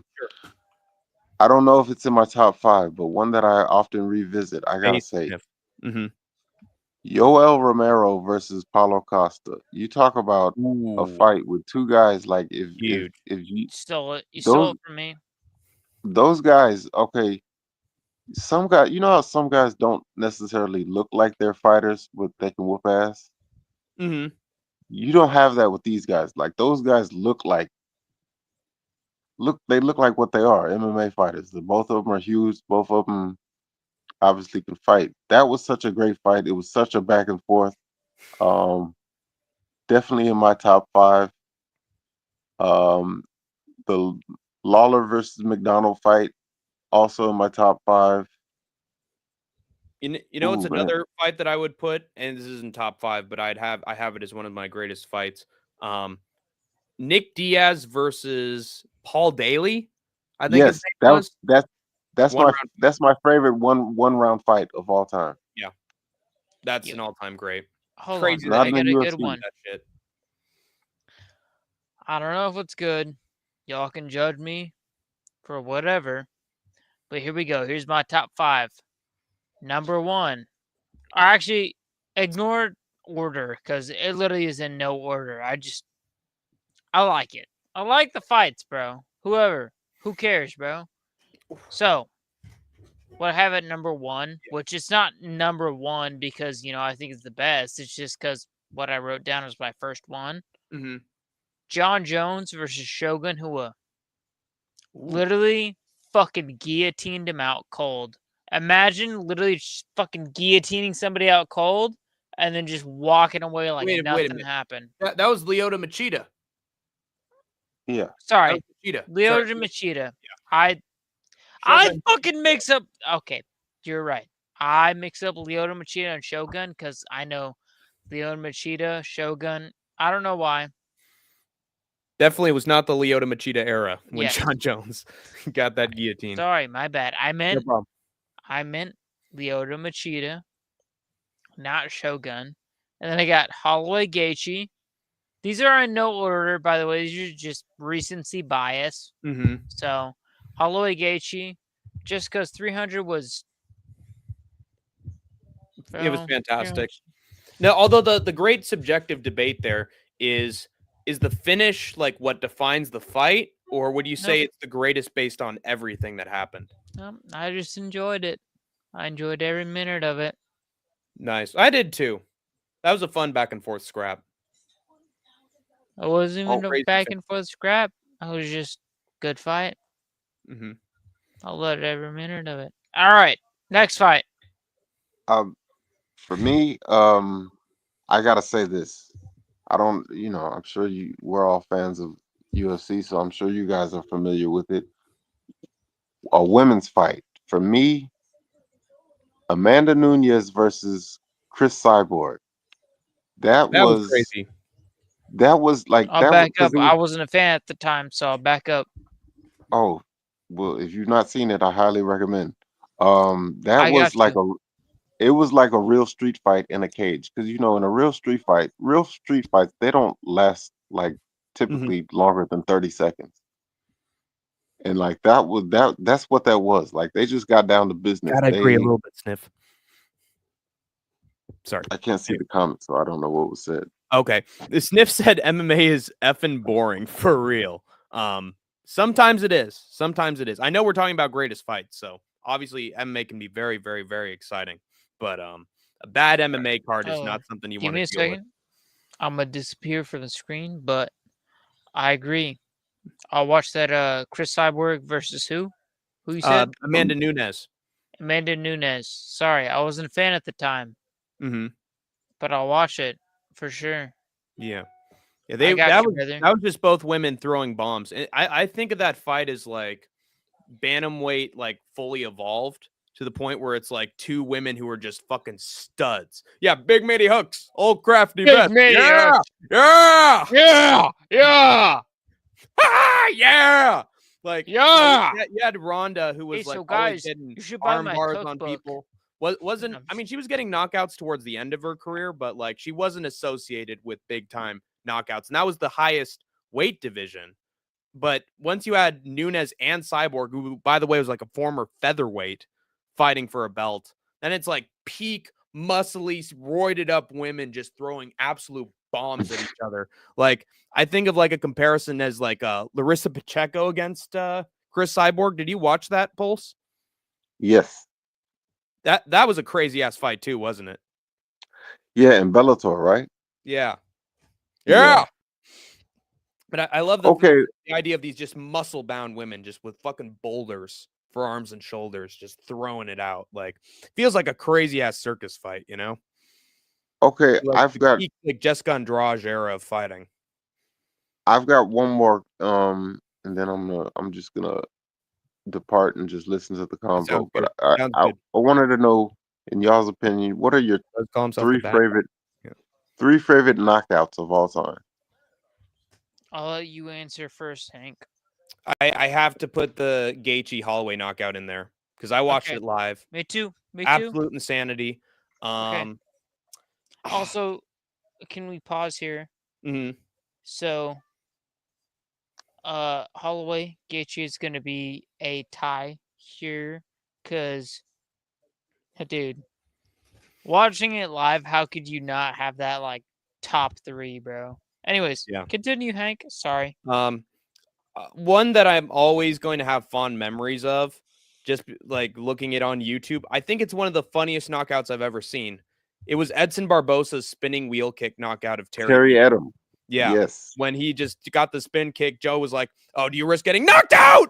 And he at the exact moment he says that. Yes. And the referee literally like had to hold him up as a failed mannequin challenge. And then Edson Barbosa was like, okay. And it was just so funny. Like I just find that's one of the funniest knockouts I've ever seen. I'm always going to remember it. All I gotta say.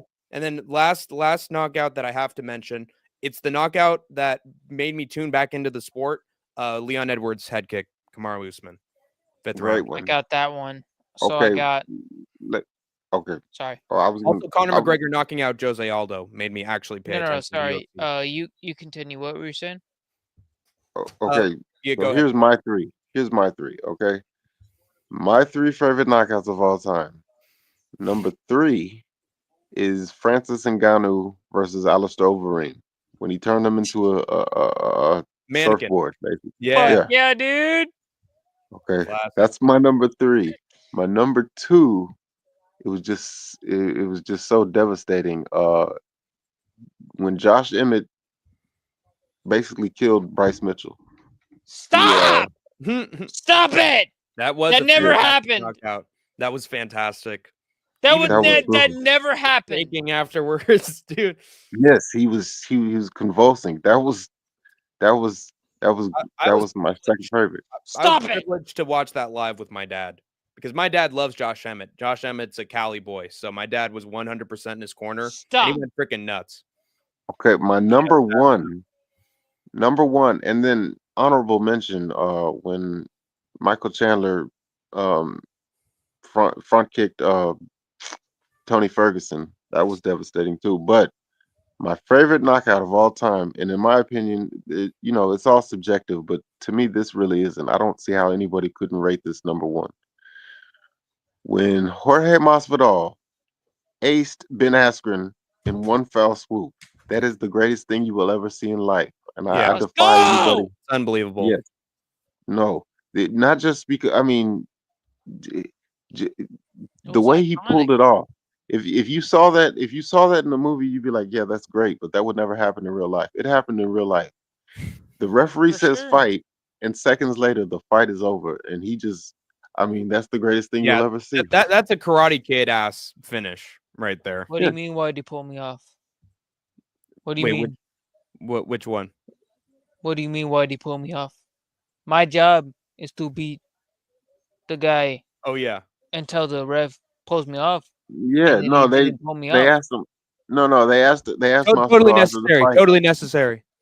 Yeah, he's like super necessary. Listen, it's What do you one mean? thing. Super necessary. It's one thing when two fighters are like they don't have any animosity towards each other. No, they really hated each other, and he got like you have to understand. Prior to that fight, Ben Askren was an undefeated fighter. Yes. After dude. that fight, he never won another fight.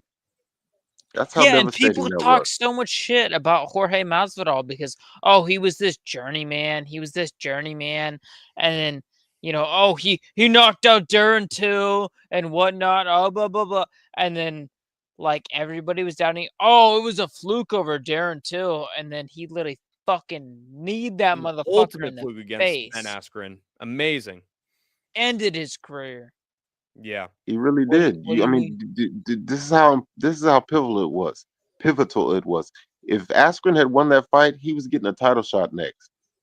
For Wait a minute. sure. Did Masvidal ever win a fight since that fight against Askren? I think he won like Diaz fight for BMF. Oh yeah, like, yeah. in That's between, right. I think it might have been in between. Mm-hmm. The Diaz was afterwards. That's after he already became the BMF, so they needed the BMF belt between him and Diaz. Then after Usman, his career took a turn for the worse. Do you think that Jorge Masvidal beat Nate Diaz during that boxing match? By the way, good noodle. Yes, I did. But I mean, thought Jorge Masvidal fucking whooped his ass. I mean, I think we need to have a fucking. Wait, hold on. I forgot. I didn't get your name. What did you? Who else is It's Pulse? Is Pulse Pulse? Reloaded? Pulse. Yeah. What do you think? about what? The boxing match outcome. The boxing match. Yeah, no, I mean, I felt Jorge won, but I get it. Thank you. I believe it took place in Stockton, California, and so like they kind of did the favors for Nate. So, but We need to have like a fucking volume counter for Nate and a actual significant strikes counter for anyone else. Yeah. In my opinion, because Right. like we have Nate. It's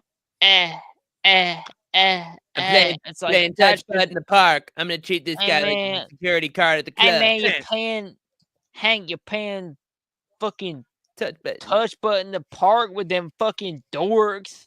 Fucking, it's like, and then we got over.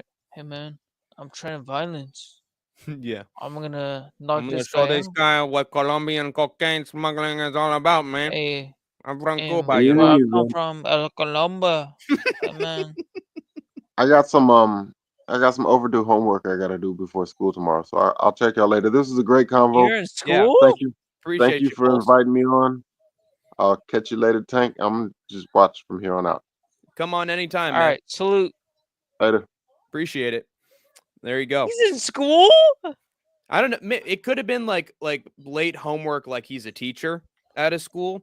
But there's also like there are adult classes, man. There are schools for people who are well above. He sounds like he's 40. He is, yeah. That's why I'm saying it's probably adult. It could be adult education. It could be graduate school. I've had people who are 30, 40, 50 who I've seen in college. So, you know, this is a tough economy. People have to go back to graduate school, collect that college debt, man. It's a rough I place. hate you.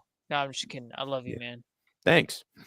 I got to read some comments, by the way. I got to catch up, and then I'll probably do the last couple of news stories I got, and I want to hear Good Noodle's reactions to the stories as well. Aiden Ross popped off when he started bringing rappers on stream, and they would freestyle on their stream. So he basically clout chased through other more talented people in order to become bigger, just like Drake did, just like Drake at the Lil Wayne concerts. Are you a Noodle still fake Jewish beefing? No, we're good buddies actually. Good Noodle. No, I and hate I, him. we are I'm Jewish good and I buddies. hate him so much. One of these days, I'm Hank the joking. Tank in the NOFC and Good Noodle, we're gonna fight for that No. middleweight title, brother. I don't hate Hank. Hank's a cool dude. He makes pretty great content. Like he streams. I don't even stream, dude. Like if you think my content is okay, I don't even stream, dude, because I suck at streaming. So go show Hank. There's a reason why I'm on a stream. Yes, sir. Go show him some support, dude. Yeah. Hank's a fucking man, dude. Show support to Giuliano and No Chill MMA because they're just as solid as streaming, in my opinion. And it's fun to see No Chill make monkey noises when he's watching an MMA event, dude. You want monkey noises? Yeah. Did you see my? Yes, he sounded exactly like that. During the Cannoneer versus Baralho event. Yeah. If fucking Baralho knocked down Cannoneer and he was like, wow, wow, oh, oh. And I swear that was the monkey brain activated. I was supposed to be quiet. Evolution exists through the presence of oh, I'm sorry, did I wake somebody up? No, I woke somebody up by doing my monkey noises. Well, it's okay. I think it was going to happen anyway. We're rambling. We're doing some drunken craziness. It was going to happen. It was inevitable. Jay Super got battered. No, it did not. Well, he got battered by Steve Garcia, but he came back. Best UFC pay-per-view, I think, is McGregor Diaz. Solid from Sniff. Good stuff. 300. People forget, man. 300 was extra hype because of the 300K bonuses. Yeah, everything sort of came together for that show. Like, I can't believe there were people who actually complained about Gaethje Holloway being made. Did you see that in comment chains? Who needs this super fight, man? They got proven wrong. I'm okay that it happened, but like, as far as the 300 bonus, the 300K bonus, I honestly think the finishes would have happened regardless.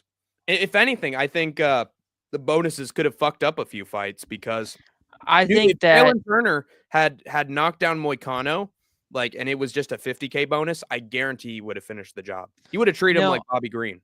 I think that the 300K fucked up everything in the sense that it was kind of like, oh, we're gonna give the 300K to our stars because we're gonna give 300K to Holloway and Gaethje.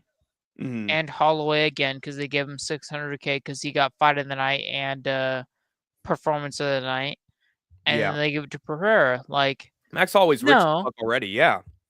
Like these guys are already rich. Like why are we not giving it to Renato Moicano? Why are we not? And I'm sorry I butchered that name because no problem.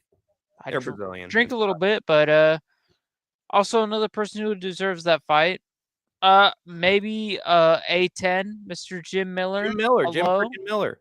Wait, he got his ass kicked by Bobby Green though. He got his ass kicked, but he deserves a fucking bonus. Yeah, for being like out of the For gate, being even battered. before the fight. Yeah, Fight of the night. Hello? I agree with that. Yeah, Bobby Green literally fucking murdered him live on pay-per-view, or not pay-per-view, but like live on ESPN Plus. Yeah, prelims. Agreed. Dude. And then Oliver versus fucking...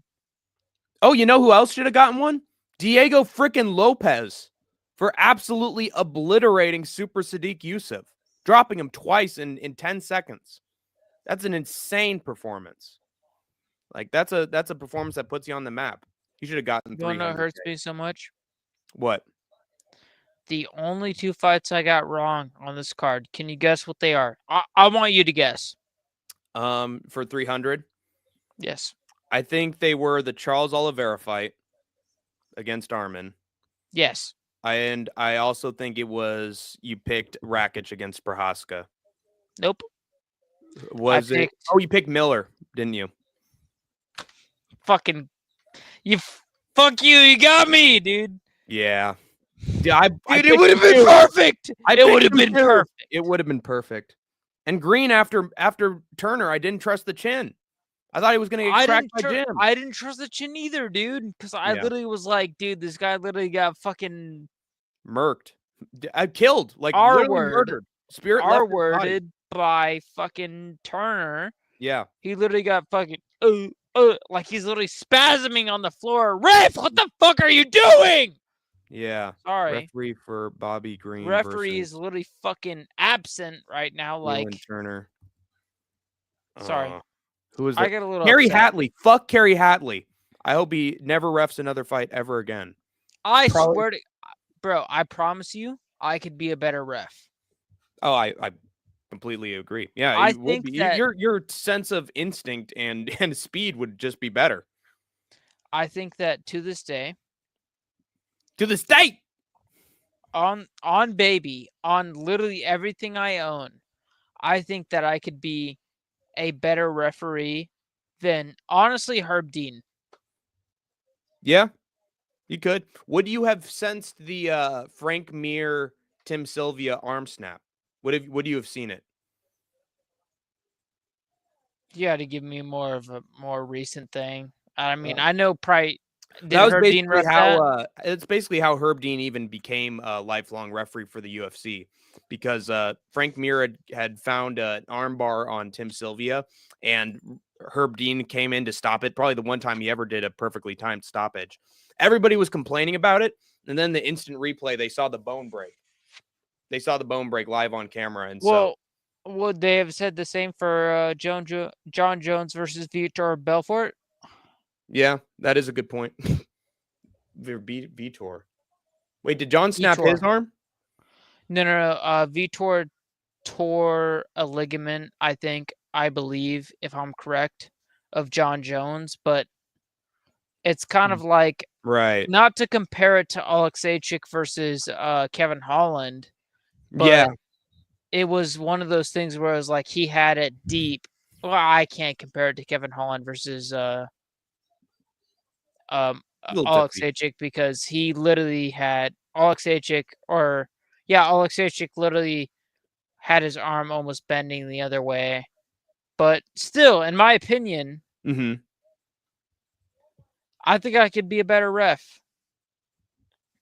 Yeah, I think you could. Like, I think you've watched enough fights to do it. You give me any fight, I can tell you when to stop it, and I think it'll be valid. Yeah, I think you'd be a little like Mike Beltran. I was at an LFA event in Santa Cruz, LFA 192, and I got to meet Mike Beltran. That was a great experience because he's one of my favorite refs.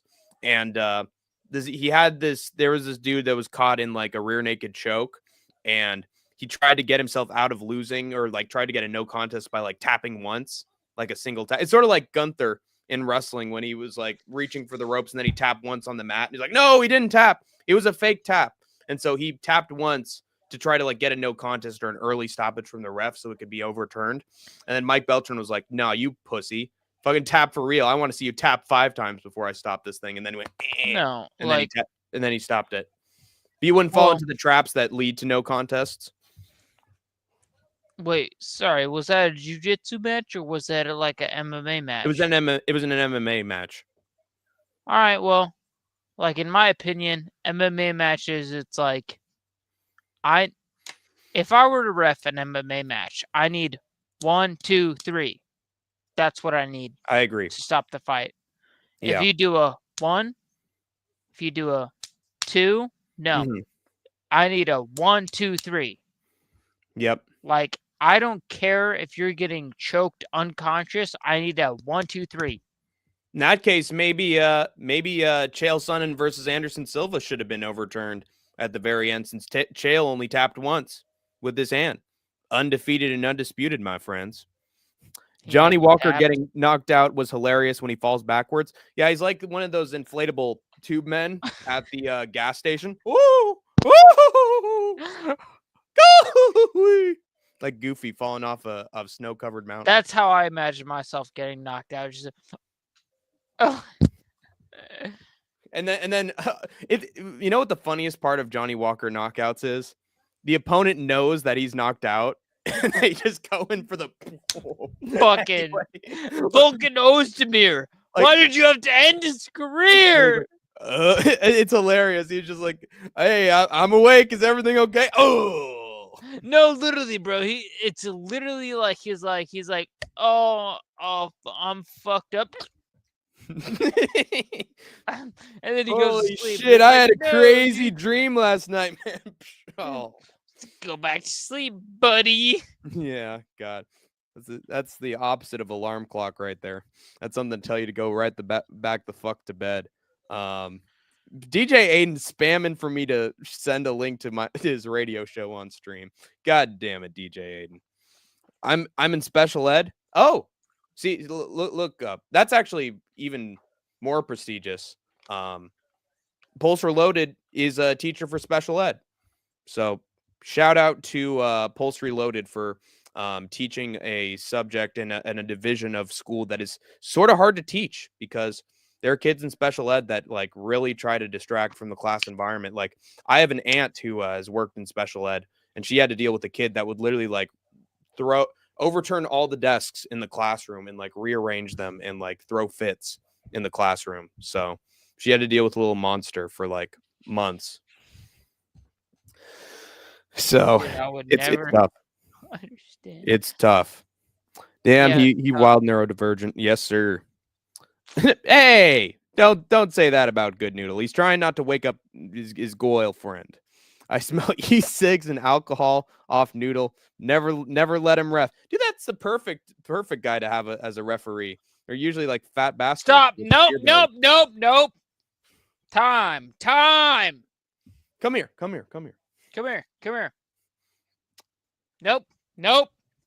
Nope. You have to kick him in the balls 5 times for me to dock a point. You understand? You got your 4th. I don't want to see a 5th. You hear me, mister? Hold on here. He has to be a warrior. I want to make sure that he's a warrior. Where are you from, Hank? The desert. No. I'm from California. Boom. Knows how. Nope. Disqualified for being a lib. There you go. Yeah, no, it's disqualified because you're not from the caucus. Dukakis? I see. Man, the San Francisco people turn them queer. I tell you what. As dude on the right tried to be a ref, there are workshops depending on the state. He should do it. This is your life. Can I be a ref? I love to be a ref. Nice Walter Jr. impression right there. Good Noodle. All right. Stop it, buddy. I got That's not funny. Yeah, that's not funny. Walter Jr. has to carry crutches and cuss out his mother and father and play video games for a living. You don't know what Walter Jr. has been through. Just die, Good Noodle. Just die. But anyway, I got a few pieces of MMA news left, and I am going to share them with the chat. I have gone 2 hours and 10 freaking minutes so far sitting in a damn chair. So I'm gonna go through these last couple of news stories real quick, and then Hold on. probably head out and crash out. Not crash out emotionally, although I am good at doing that. But turn the lights off. But my next news story is that Israel Adesanya, the dog bender, there is footage of him being taken down by his training partner. He threw out a leg kick, and then his sparring partner just grabbed the leg and just pushed him up against the fence and just treated him like he was Colby Covington taking on Marty Juiceman or Drew Dober against any black fighter, and then took him down with ease.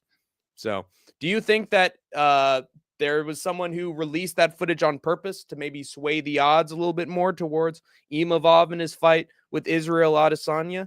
Or is it just a I random piece honestly of think sparring that footage and we've learned nothing from it? I honestly think that Imavov is going into this matchup in the same mental state. Like, it doesn't matter, like, if like, oh well, look at this, we're doing grappling, we're doing this, no, he's going to grapple. Like, okay, sorry, if you think this is the middleweight but light heavyweight version of Ankalaev versus Pereira, if you think Imavov is going to grapple, I'll censor my words. You're very special. You're in Pulse Reloaded's special ed class. You're very special. You're a very special human being. Insert Mr. Rogers. You're very special, and I like you just the way that you are. Mr. Rogers, hold on. What about do you know H. Ventura, Pet Detective? Oh yeah. Hey, excuse me. I want to ask you a few questions. And then the part with the rhinoceros. Oh, and of course, the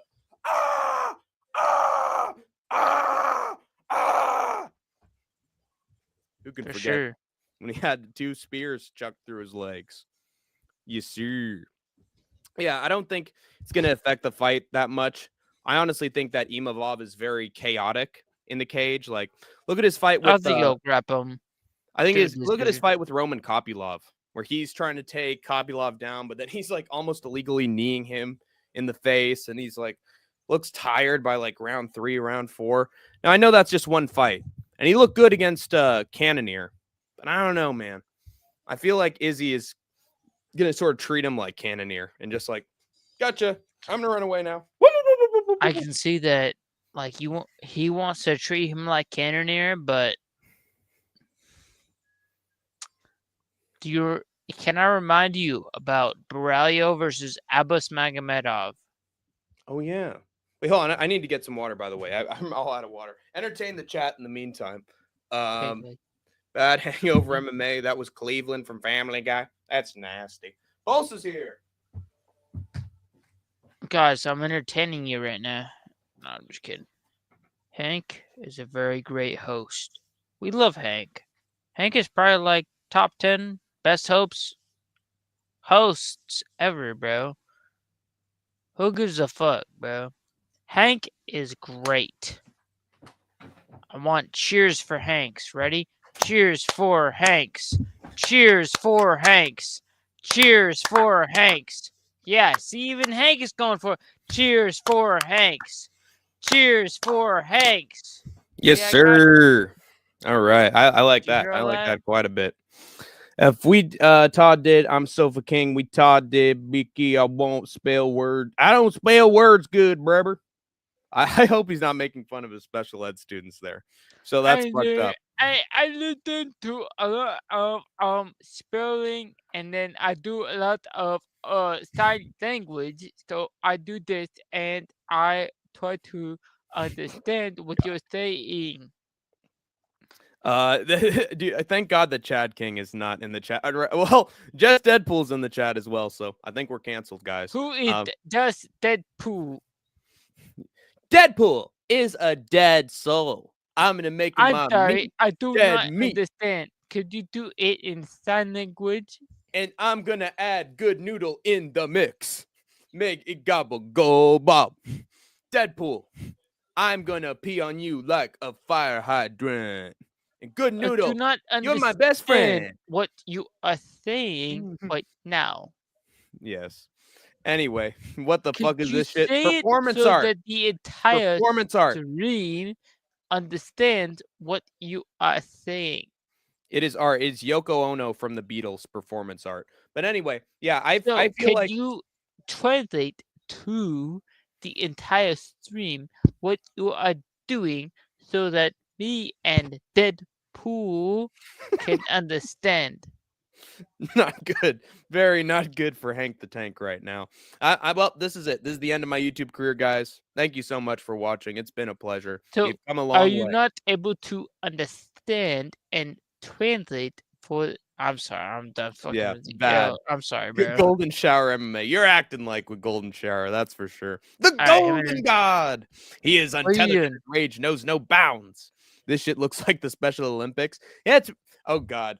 I'm retarded, That's bro. right. My little Poopsykins wants to sign up for the Special Olympics. What is his disability? I'm retarded. Yeah, that's right. My little Poopkins. He ate too many cheesy poofs. It scrambled his brain.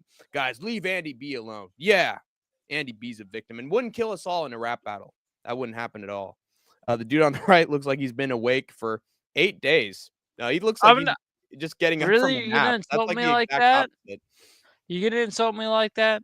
Hey, give me at least a compliment. Good noodle underage drinking. People they don't want those compliments, dude. I'm Hey, 21. What are you talking about? that is a big compliment. Good noodle. I literally am 21. I swear to God. Good noodle is drunken kung fu master right now. There's a compliment. You are the drunken master, man. Cool. If you went to okay, ancient fucking, Beijing in China, you really gonna like message like you're gonna like do that? Like I turned boo. 21 this year, dude. Like what? Man, people being mean to Chase Hooper, and people forget, man, he tapped out Okay, Clay no, Guida with a literally. modified armbar. Right. People forget, Real man. shit though. Can you clarify for your stream that I am 21 because I literally turned 21 this year? Bravo. Happy birthday to you. Happy birthday to you. Happy birthday, I'm literally not dear trying to be insincere. Hooper. Like I dead ass turned. Yeah. Right. Happy birthday to It's not like fucking. I am. Andrew need to pull an intervention. Yeah, dude. If you're dealing with sitting in a chair with Andrew B getting up in your grill, bad cop for like a full hour, you'll never touch a drink ever again. Yeah, Andrew B is a scary motherfucker. Hey, you want to know what? Yeah,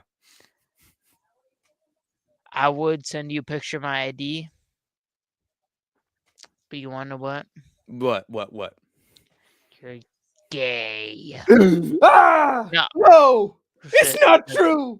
Fine, I was in a bar in San Fran back in 1968. I was around in Stonewall during the riots, but that doesn't mean that I'm gay. Okay, just the right place, right time. And as Jiminy Glick once put it, I was riding my bicycle into the boy bar. I'm not actually gay and I though. tripped over, and there was an opening. There was an opening. That's all I would say. But I'm not gay. You understand? I'm just happy. Actually 21, by the way. Though I'm happy and gay. Happy and gay. The tape on the headphones is killing me. It's MMA Guru-esque. Hello. I'm 21, by the way. I'm not actually fucking with you or nothing. Like, I'm 21. Hello. Born in 2002. Noodle been on the bevies, I hear. Is Noodle on smack? No, he's just good at smacking that with that ass. No, I'm not on smack. Good needle. Good needle? You got a needle? Yeah, dude. I mean, come on, puns man. are puns are right there, dude. So many good puns. Come on, yes, dude. sir. Like, oh, here comes Giuliano. Yo, let me come on this, guys. Yo, wait, Giuliano's here? Giuliano's here. I will send to you the link, Giuliano. Thank you. Chase Hooper. Wait, after Giuliano's gonna join? Yeah. Could we have is it gonna be like 3 of us? Yeah. I mean, you were just on with me and Pulse. Of course we can have 3 people on. Well, I'm sorry. Dude, it's too much. Yeah, he's in the point of no return. It's all right. Dude on the right is inside of a bunker. Yes, the Americans and the Russians are closing in on him, and it just hit him and his girlfriend, Mr. 91 Revolver, right there. Wait, hold on. Oh shit! Wait. Oh no, no. Oh god, here's a reenactment of Good Noodle in the Bunker, 1940. All right, shut up. 44. Okay, shut up before you get. Wait, can I show an airsoft gun on the stream? Oh god.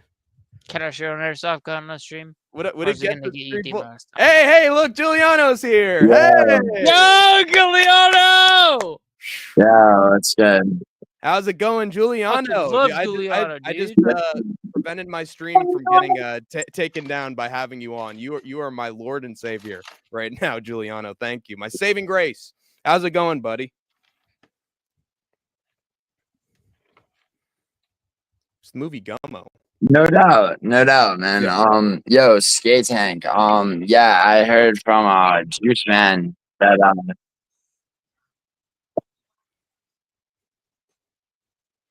there's a delay. Mm-hmm. But anyway, so what seems to be the subject of conversation out there? We're talking about an inebriated Good Noodle and all the crazy antics that he's up to, and also the fact that he is of a drinking age. And if he shows you his license, it is the picture of McLovin's license in the movie. Giuliano knows Superbad. that I'm 21 years old, right, Giuliano?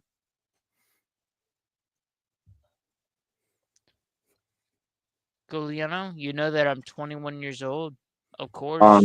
Yeah, I mean that seems to be the consensus. Otherwise,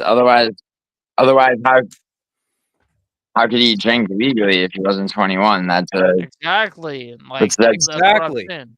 Well, it all started when he was at the car with his mom, and she had like full tank of gas, and she was putting the nozzle in, and it just and he was like drinking that gasoline, man, and it started his craving addiction. Okay, can you actually gasoline to sniffing the markers, and then alcohol came after that. Okay, can you actually not for a second, Hank? This is a natural progression. Paradox Aiden. Hank. Yes. This is important. DJ Aiden has a radio show. He has a full-on radio show. Yeah, dude, I know. He shouted that out in my live stream before. I mean, I think that's more news for Paradox than it is for me. But so Hank, just by the way, like, how old are you, dude? Just so I'm like, I'm in my I really don't know. Early 20s. Word. Yeah. Dude, so he's fucking locked and loaded, huh? Yeah. Oh God. Oh no. Yes.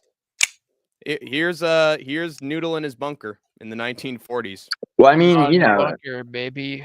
Dude. I mean, certain, Giuliano, show your piece, buddy. So I'm not alone here.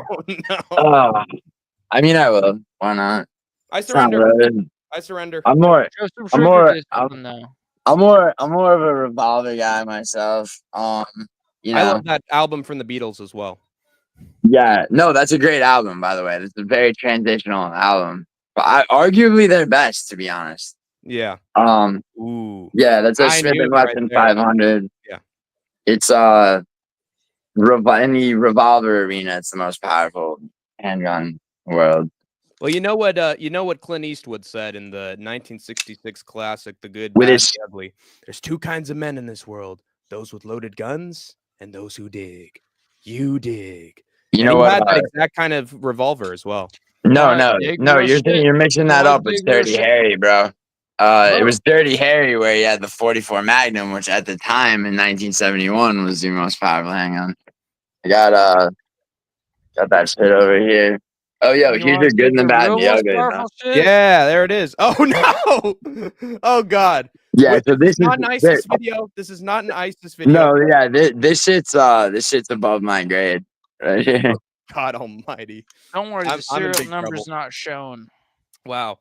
I never thought that Martin Scorsese would produce a sequel. This of is Taxi a Driver, but here we are. 20-round magazine, by the way. Legal of Oregon. Yeah, that's just astounding. Yeah, he is a gangster. He's a West Linn gangster. Well, you got to understand, You dude. know what I grew up with? I am Chael Sonnen. I grew up with the hardest regulations. I mean, I saw a guy throw a piece of litter, wrapper. a gum wrapper on the ground in front of everybody. Yeah, you want to know what's trying crazy? to tell my story. Go ahead. You go ahead, Giuliano. Yeah, no. What's crazy is, like, you know, I grew up in New York City, the hardest place to become a legal gun owner. But you could go to the park and buy a fucking wet gun from a dude who will buy it back from you. You know, like later. So it's like when I moved to California, right? You know, sorry, what? Make sure that thing isn't loaded, Good Noodle. Yeah. No, like I don't actually have fucking trigger discipline. Don't pull oh wow, yeah. Oh really?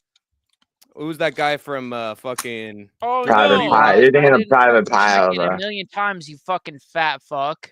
Alec Baldwin. Don't pull an Alec Baldwin on the movie set. Gilly, no. Cowboy. Yes, I'm he is looking like moving like Clint Eastwood. Guess what? It's off dude, safety. Wow. Well, you gotta, you know, you gotta understand that, like, you know, you got that clown show fuck, like, you know, representing himself is like showing up at people's addresses. Good Noodle just wants them to know he's ready. Like, I mean, that dude there's a lot of hard talk from that guy. So all I gotta say is if somebody shows up to my address trying to harm me and my family, I will defend myself. How do you think that's going to go, Anthony Smith? Because I've seen you deal with home invaders before, and it didn't work out, man. I don't know who you're talking to. Wait, I'm talking to you, Anthony. Last time you had home Anthony invaders, Smith? you just let him ground and pound you into submission. You turtled up, man. Dominic Reyes back to dude. I mean, to be fair, I mean, I think it would be more of a Sean Strickland dealing with home invader than Anthony Smith. Yeah. I mean, doorbell camera of just the drunkard just falling over in the driveway.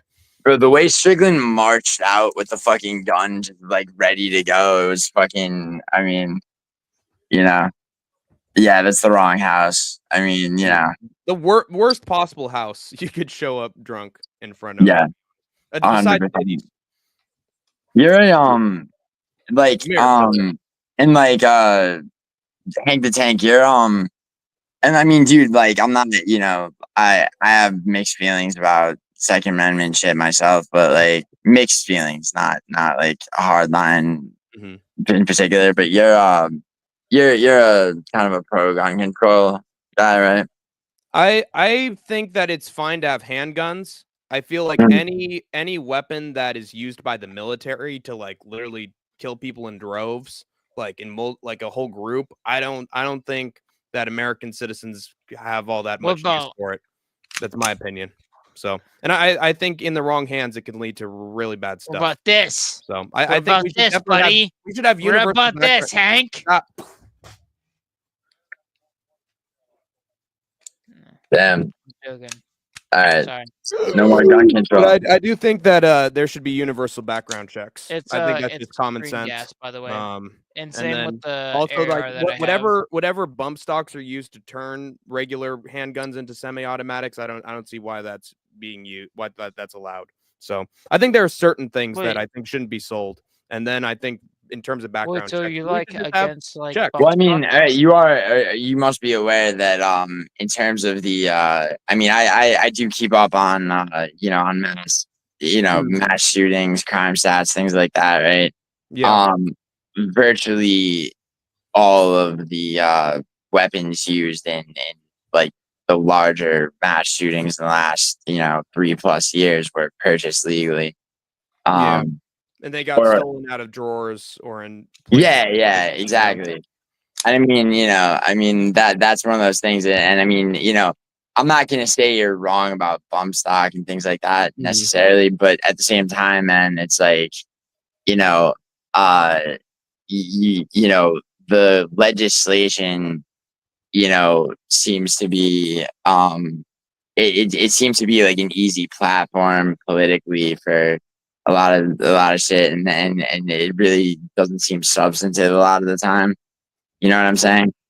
I do think that school Giuliano, hold on. those Before have you say become. anything, does this make sense?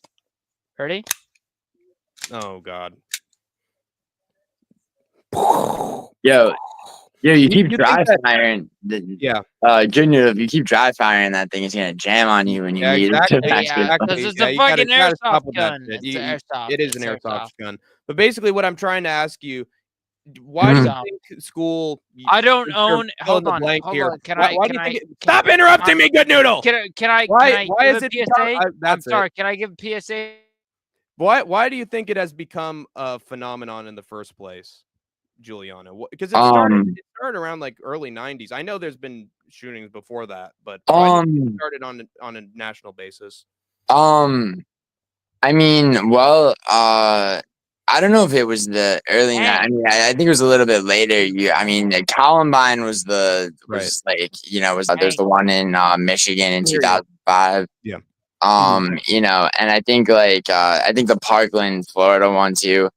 I mean, you know, I mean, I think it's like, you know, as much, you know, okay, so I think it's two things really. I mean, I think it's like, what you know, it's people trying to scramble to not to figure out how to not have the shit happen at such a high rate, you know, Right. without really getting to the root of the problem, It's which a gas is a much gun. It's gas. It oh, does not work. It's not a real gun. We know. which is a far, which Another I one think of is our I'm a just far, saying. Wait, can you hear me? Hello? We can yeah, hear yeah. you. Okay, you muted me before. I'm just saying my I'm other gun. asking my question. Anyway. Yeah, which I think My is a other far gun is more fake, by the way. culturally, like, you know, It's not real. culturally rooted, you know, thing. I mean, you know, you have a very polarized culture. You have a lot of It's fake. yeah, you have a lot of like young, angry, alienated people who, you know, are, you know, and it's a very divisive culture, bro. It's like, you know, I mean, and that's part of it. I think another part of it, you know, really is like it does provide opportunities for political grifting. You know, I mean, you know, that's definitely, I mean, that's undeniably a fact. But I mean, you know, it's like but you know, it's hard to get at the root of the problem. It's hard to get at the root of overprescribed SSRIs and fucking, you know, like you know, just social engineering that's led to the alienation and sort of, you know, just like furnace of individualized hate that breeds like incels and things like that. Because, you know, to do that is to obstruct, you know, social engineering, which you can't do if Yeah. you're part of an oligarchy that Well, actually fucking. In that case, I would say one of the biggest solutions that we could try to find in order to solve this problem is to have greater economic equality and have easier access to college. And because I've seen a lot of kids Well, I mean, that yeah, have gone dude, but I crazy mean, because they you feel like can't their just futures have are that. done. Those And are they live in complicated. ghettos, you know, and they're in poor neighborhoods and communities where they just don't feel like they have a future and they get depressed and then they just feel like life's not worth living and they go crazy. So Well, dude, we yeah, have to man. I solve mean, it at the economic I came from a place like that, bro. You know, and you know, and it's not really like, you know, it's more, you know, people imitate what they're around. If they're around crime, whether it's organized crime or whether it's fucking like real, like, you know, dangerous, like, you know, hood type crime, people will, you know, people don't see, you know, people live in microcosms, right? Mhm. And, you know, but then you have a lot of these school shooters and a lot of like, you know, school shooters or, you know, next to school shooters, like the 18-year-old kid shot up was it a Walmart in El Paso, you Mhm. know, like, you know, people like that. And it's like, you know, like half these people, like, I mean, you know, half or a good number, right, have actually self-identified as incels. It goes back to, I think Elliot Rodger was Mhm. the main one. Yeah. You know, and something like that, you know. You're unmodded, DJ. Sorry. Anyway, go on. Yeah, Well, and I'm sorry. I think No, that you're good, you dude. know, and somebody like that's gonna pass a background check every time, dude. That was an overprivileged, fucking overindulged, rage-filled person who, you know, who felt I'm turned on the right slighted. to know about that. Anyway, keep Who, going. yeah, who felt slighted and who really believed that, you know, he had been done wrong because, Right. because he was. I mean, people, dude, there was a time when people had to persevere through things like, rejection socially and things like that, and now a lot of people, they take refuge on the internet and they might find a fucking like Reddit forum with other people with similar stories. Oh yeah, I got dumped by this girl for the fucking lacrosse team captain of my high school, and like you're not alone. And then lurking on those forums are people who are, a lot more rage filled and a lot more full of like, radicalized, violent vitriol. Can I give you a better? Do you think part of it's, cultural, part of it's Hello? modern society and economy? Like, do you think it's something that's like the tides of history where it's like Can you very guys hard hear to me? solve? I think it's distinctly American. I think it's distinctly American, bro. I think that I think it's a very American thing because I think that Fucking I Joe, what's up, good news? Can you guys hear me? Have you seen this dude doing his little Patrick Bateman Okay, I'm sorry for doing my little in the meantime. Wait, me? Oh, that. No, good. Yeah, he's doing that over and over. I'm sorry. That's his little nervous tick that he does. Don't worry about it. No, dude, I've seen it. It's fucking. Okay, so what were you guys saying about continue the conversation for a second? Yeah. And then a few more minutes, and then I'm gonna read a few more news stories that I have. One more in particular that I want to hear. I need something. Oh, yeah, Paradox Paradox does have a request right there. Noodle. Oh wait, not that one. Yeah, not that one. I mean, I know the stream's already going to be pulled. By the way, Giuliano, have you ever done streams where you've pulled out, your revolver if you live don't did the stream get canceled? Oh, I get what he was trying to say. Have I done a stream where I pulled out my revolver without being asked to?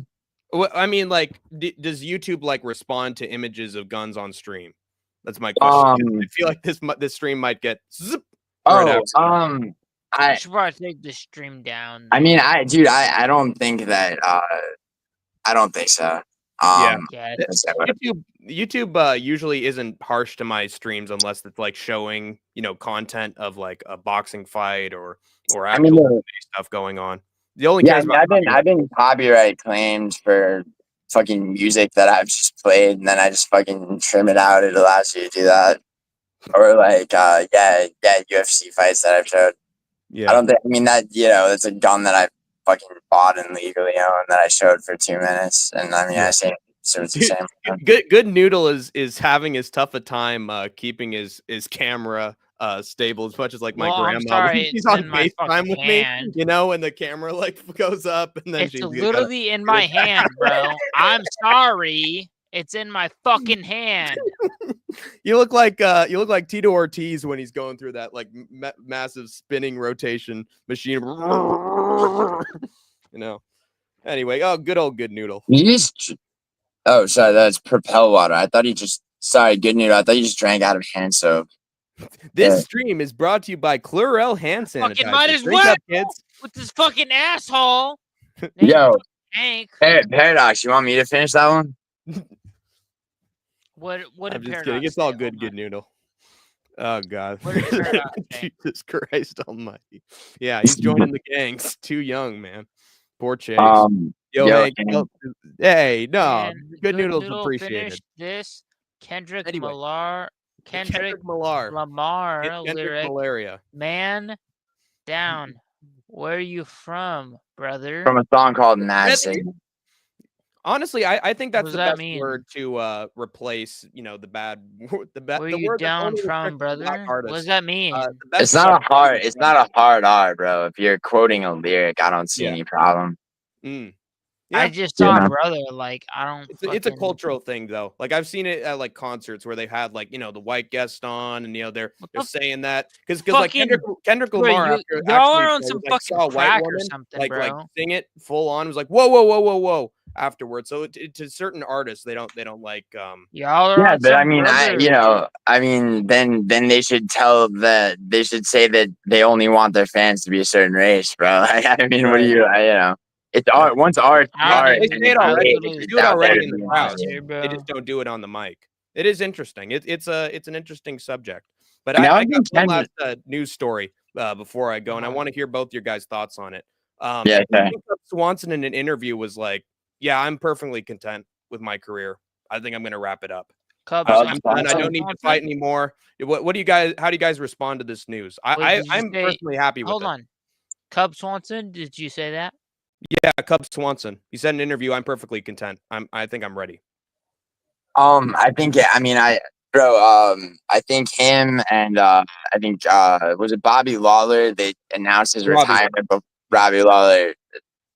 What did I say, All Bobby? my fucking Good excuses. old Bobby All right, Lawler. buddy. I'll tell you That what, really- Juliano, that that really- boy ain't right. Juliano? That boy ain't right.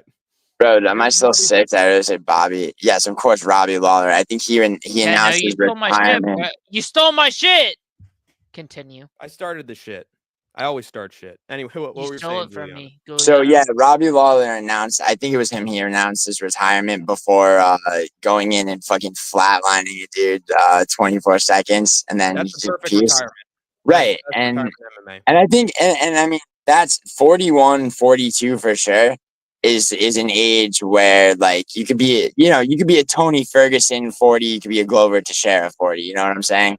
Yeah. And I think Cub Swanson. I mean, it's like after I mean, he kept it, dude. Like, I mean, he kept it very uncomfortably competitive with Andre Feely because I had Feely in that fight. Feely wound up winning by split decision. I think Yeah, I think one more like dominant finish. That would, Yeah, I think if I were a UFC fighter and I've made my money and I'm ready to retire, I would have a retirement fight ahead of time with a style matchup that works out for me. Just because so the fans remember me from my last fight. Frankie Edgar did that actually, and he lost terribly. But Yeah, Chris Gutierrez, didn't he like knee him right in the face? Out he went. And it was like the same knockout that Corey Sandhagen was able to land on him. Wait, yeah, so what are we Right talking to the about? mush. Frankie Edgar in New York. You No, remember that good noodle. We were on that the was topic of like retirement. yeah, retirement fights. Frankie Edgar Right. had a horrible retirement, one of the worst retirements ever, in my view. It was so sad. Well, I mean, I thought- yeah, but it's like at least it wasn't left to him after that performance. I'll say, right, to have to announce it afterwards. Do you wanna know I think a sad retirement this year that may have even come a little bit prematurely was fucking what's his name God damn it, he lost to Vitor Petrino Tyson Pedro. Oh yeah. Tyson, yeah, he laid down his fucking gloves only for the guy that beat him to go on to feed his neck to Anthony Smith, and then and then just go. And the glass cannon Dustin Jacoby came in with the Usman. Just and another fight that he could have won if it wasn't the Leon Edwards of light heavyweight with no fucking fight IQ, like I mean yeah. There was that controversy, and it was like one of the first news stories that I talked about here on the Think Tank. But Gilbert Burns, Chael Sonnen got in trouble with Gilbert Burns leaking his number on Twitter because Chael said on his show with DC that he thought that Gilbert Burns had said that he was retiring after his loss to Sean Brady, and then he got swarmed with fans, and he of course he turned it into a 51-minute video into great content like the West Linn Gangster always does, undefeated, undisputed. But when I look back, because he was always confused and telling people like, "Oh, hey, did he say he retired after that?" Literally could have done one Google search and he would have figured it out. By the way, Good Noodle's doing his best sniff impression right now with I some was goats on the gonna give keyboard. my favorite retirement person, but y'all Dude, were on Snip your needs own. to liquidate his cryptocurrency and put that shit in the stock market, bro, before he goes bankrupt. I Agreed. really want I to help have. him. Yeah, Hold eventually on. crypto's gonna sink. Do you But want to know what I was what trying to my say best? is that No, I'm following your train of thought, bro. Gilbert Listen. Burns, he Wow. laid out his gloves. He took off his gloves afterwards, and then he just left. Do you think that? Do you think that taking off the gloves after your fight is like a sure sign that you're retiring, or is it that the gloves? No, that take it off? I think wasn't Tyson Pedro the first one to make that like a ceremonial thing of retirement. I think a lot of how many fighters have just been pissed off that they lost and ripped their gloves off and walked out? Yeah. You know what I Yeah. mean? That's I don't think that, who was the one that fucking took one glove off? Oh yeah, Tony Ferguson. It was Tony Ferguson. Hey, before. don't talk shit about Tony Ferguson. We're not talking shit. We're just telling the truth. If you're pissed about Tony taking one glove off, ask him about it. Bro, if you want to take it easy on Tony Ferguson and he's gonna fight at 170, give him like Mike I don't Malone want to or retire. Kevin Giles or something. I understand that a lot of the fans want to see me, but I don't want to retire, so I'm gonna take one glove off. No, I'm just kidding. Woo! You know who made on Tuesdays?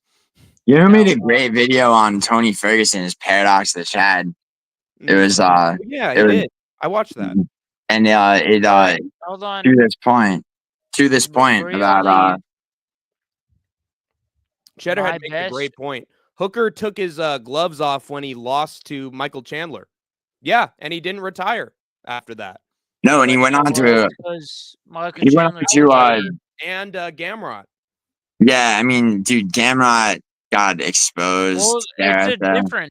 There's a difference. It's like there's a difference in taking your gloves off in adversity and taking your gloves off when you know, like, it's over. You know? Mm-hmm. Yeah. I mean, I don't think someone retires. Hold on. I feel like taking the gloves off and knowing that you can't compete with the top dogs anymore. I don't love it anymore, Joe. I love it, Joe. People forget, man. People used to rip off the gloves and they weren't retiring. They were just pissed about the outcomes. People forget, man. Shin kicks change the game. No, I mean, real stuff like Cowboy. I don't love it anymore, Joe. What were you saying? And then Paul Felder. 2 more minutes, and I probably got to head out of here. Hey, listen to me, Paul Felder. I gotta do. Your whole dad misses me every time I go away like this. So here, I'm gonna say this, right? I'm gonna say one thing that I think is fucking retarded. I think Michael Chandler does this. Anthony Smith just did it, which was horrific for his children. Is bringing your family to a fight. Bring your family to a fight where you are, especially, and you have to know if you're Anthony Smith and if you're Michael Chandler going into a rematch with a dude who fucking finished you the first time. Unless if you're Ilya Taporia or Charles Oliveira.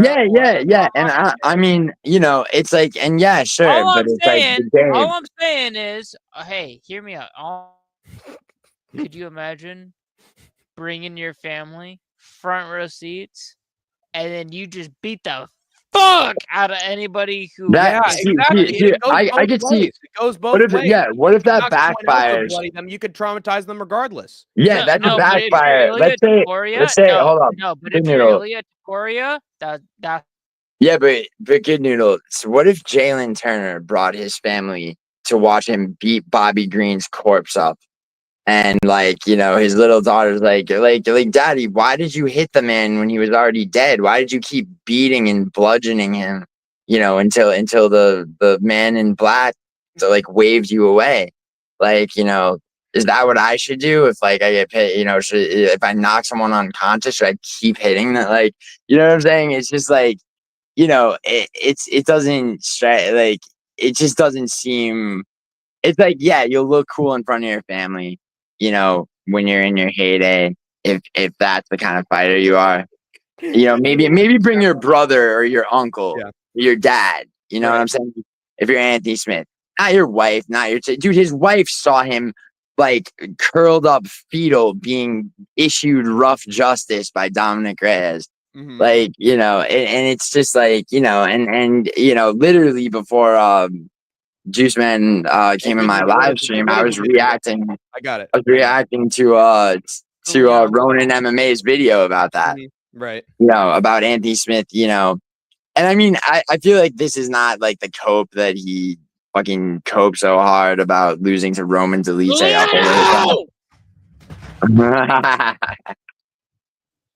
What's up, bro? When I first said, if you don't have the skills of Ilya or Charles Oliveira, which is what I was saying in the first place. Right, but you got to think, you know, imagine like, you know, how do you distinguish yourself if you're a fighter, right? From that, you got to believe that you're either gonna, Ilya or you're a fucking bitch, bro. I don't know, man. I don't know. I think Movistar might give him problems. Like, all right. I think I'm gonna call it. You guys. think Movistar is gonna give him problems? The base Greco-Roman wrestler. Oh yeah, one more thing. Background. One more thing from Giuliano, and then one more thing that I've noticed being a pattern is as soon as you get like, as soon as somebody's brother. Giuliano, can we? No more drunk good noodle. Yeah. Last point from Giuliano. Yeah. One other thing that I've noticed is as soon as you get like, you know, like someone's brother becomes part of the fucking thing, like Muhammad Usman comes in, Johnny Walker. Right. Johnny Walker started a fight like a fucking, you know, like one of those blow up things outside a car dealership. Like Ozdemir might have beat him, but he literally let himself just get backed into the cage and rocked. Like, you know, I don't know, maybe Tapuria's brother debuts and like, you know, that's the maybe, and Diego Lopez catches him. Like, you know, I don't know what that shit's about. You know, I mean, like fucking, I mean, look at Gilbert Burns, bro. Thank God he fucking finally. Yeah, thank God he's gone, dude. He fucking got knocked out by the air, knocked out via can't get back up by Jack Jenkins. Dude, that guy took him down. He spent a good like half of every 3-round fight he was in presenting like a female animal. Wow. Like just, you know, like seriously. Yeah. How the fuck did that dude knock out Nate the Train, dude? It's tough being a Nate the Train fan sometimes, man. Dude, that last fight, I swear to God, dude, the amount of research that I do, like as a professional fucking gambler on the shit, that is an absolute anomaly how shit he looked. And like people are like, oh look, Doho Troy looks good. Dude, we're gonna find out that he had blood parasites, bro. We're gonna find out he had, you know, he had spinal stenosis or some shit. Yeah, his wife had a miscarriage. Like when you have a death in the family, that is like times 2 motivation to train and do well going into your fight, and he just didn't look it, dude. Right, or it's not, and you call the fight off. Too much. The South Korean military turned him into a freaking monster, dude. He beat Kyle Nelson too. That referee took it from him. I think this is just a new Doo-Ho Choi, man. I think we just underappreciated how good he's gotten since. Dude, Doo-Ho Choi has no future. He will never be ranked. He just, you know, he literally was surprised that he's like, oh my God, I could win this fight. Like, saw it somewhere, you know, halfway through the first round. He's like, wait a second. Like, Giuliano, I'll FaceTime you. Let's end the stream. Yeah.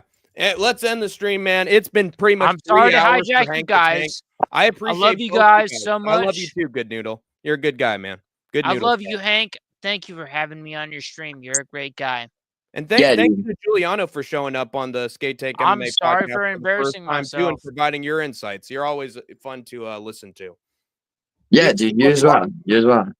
Yeah. All right, but I appreciate you guys. I'm going to head out. I'm going to face plant into my bed. Appreciate you guys. And remember, you have escaped the war zone for now. You know how to go. Oh, come on. Wait. Good Noodle, come back. I was going to do the fucking clap for Hank the Tank. Come on, man. Clap.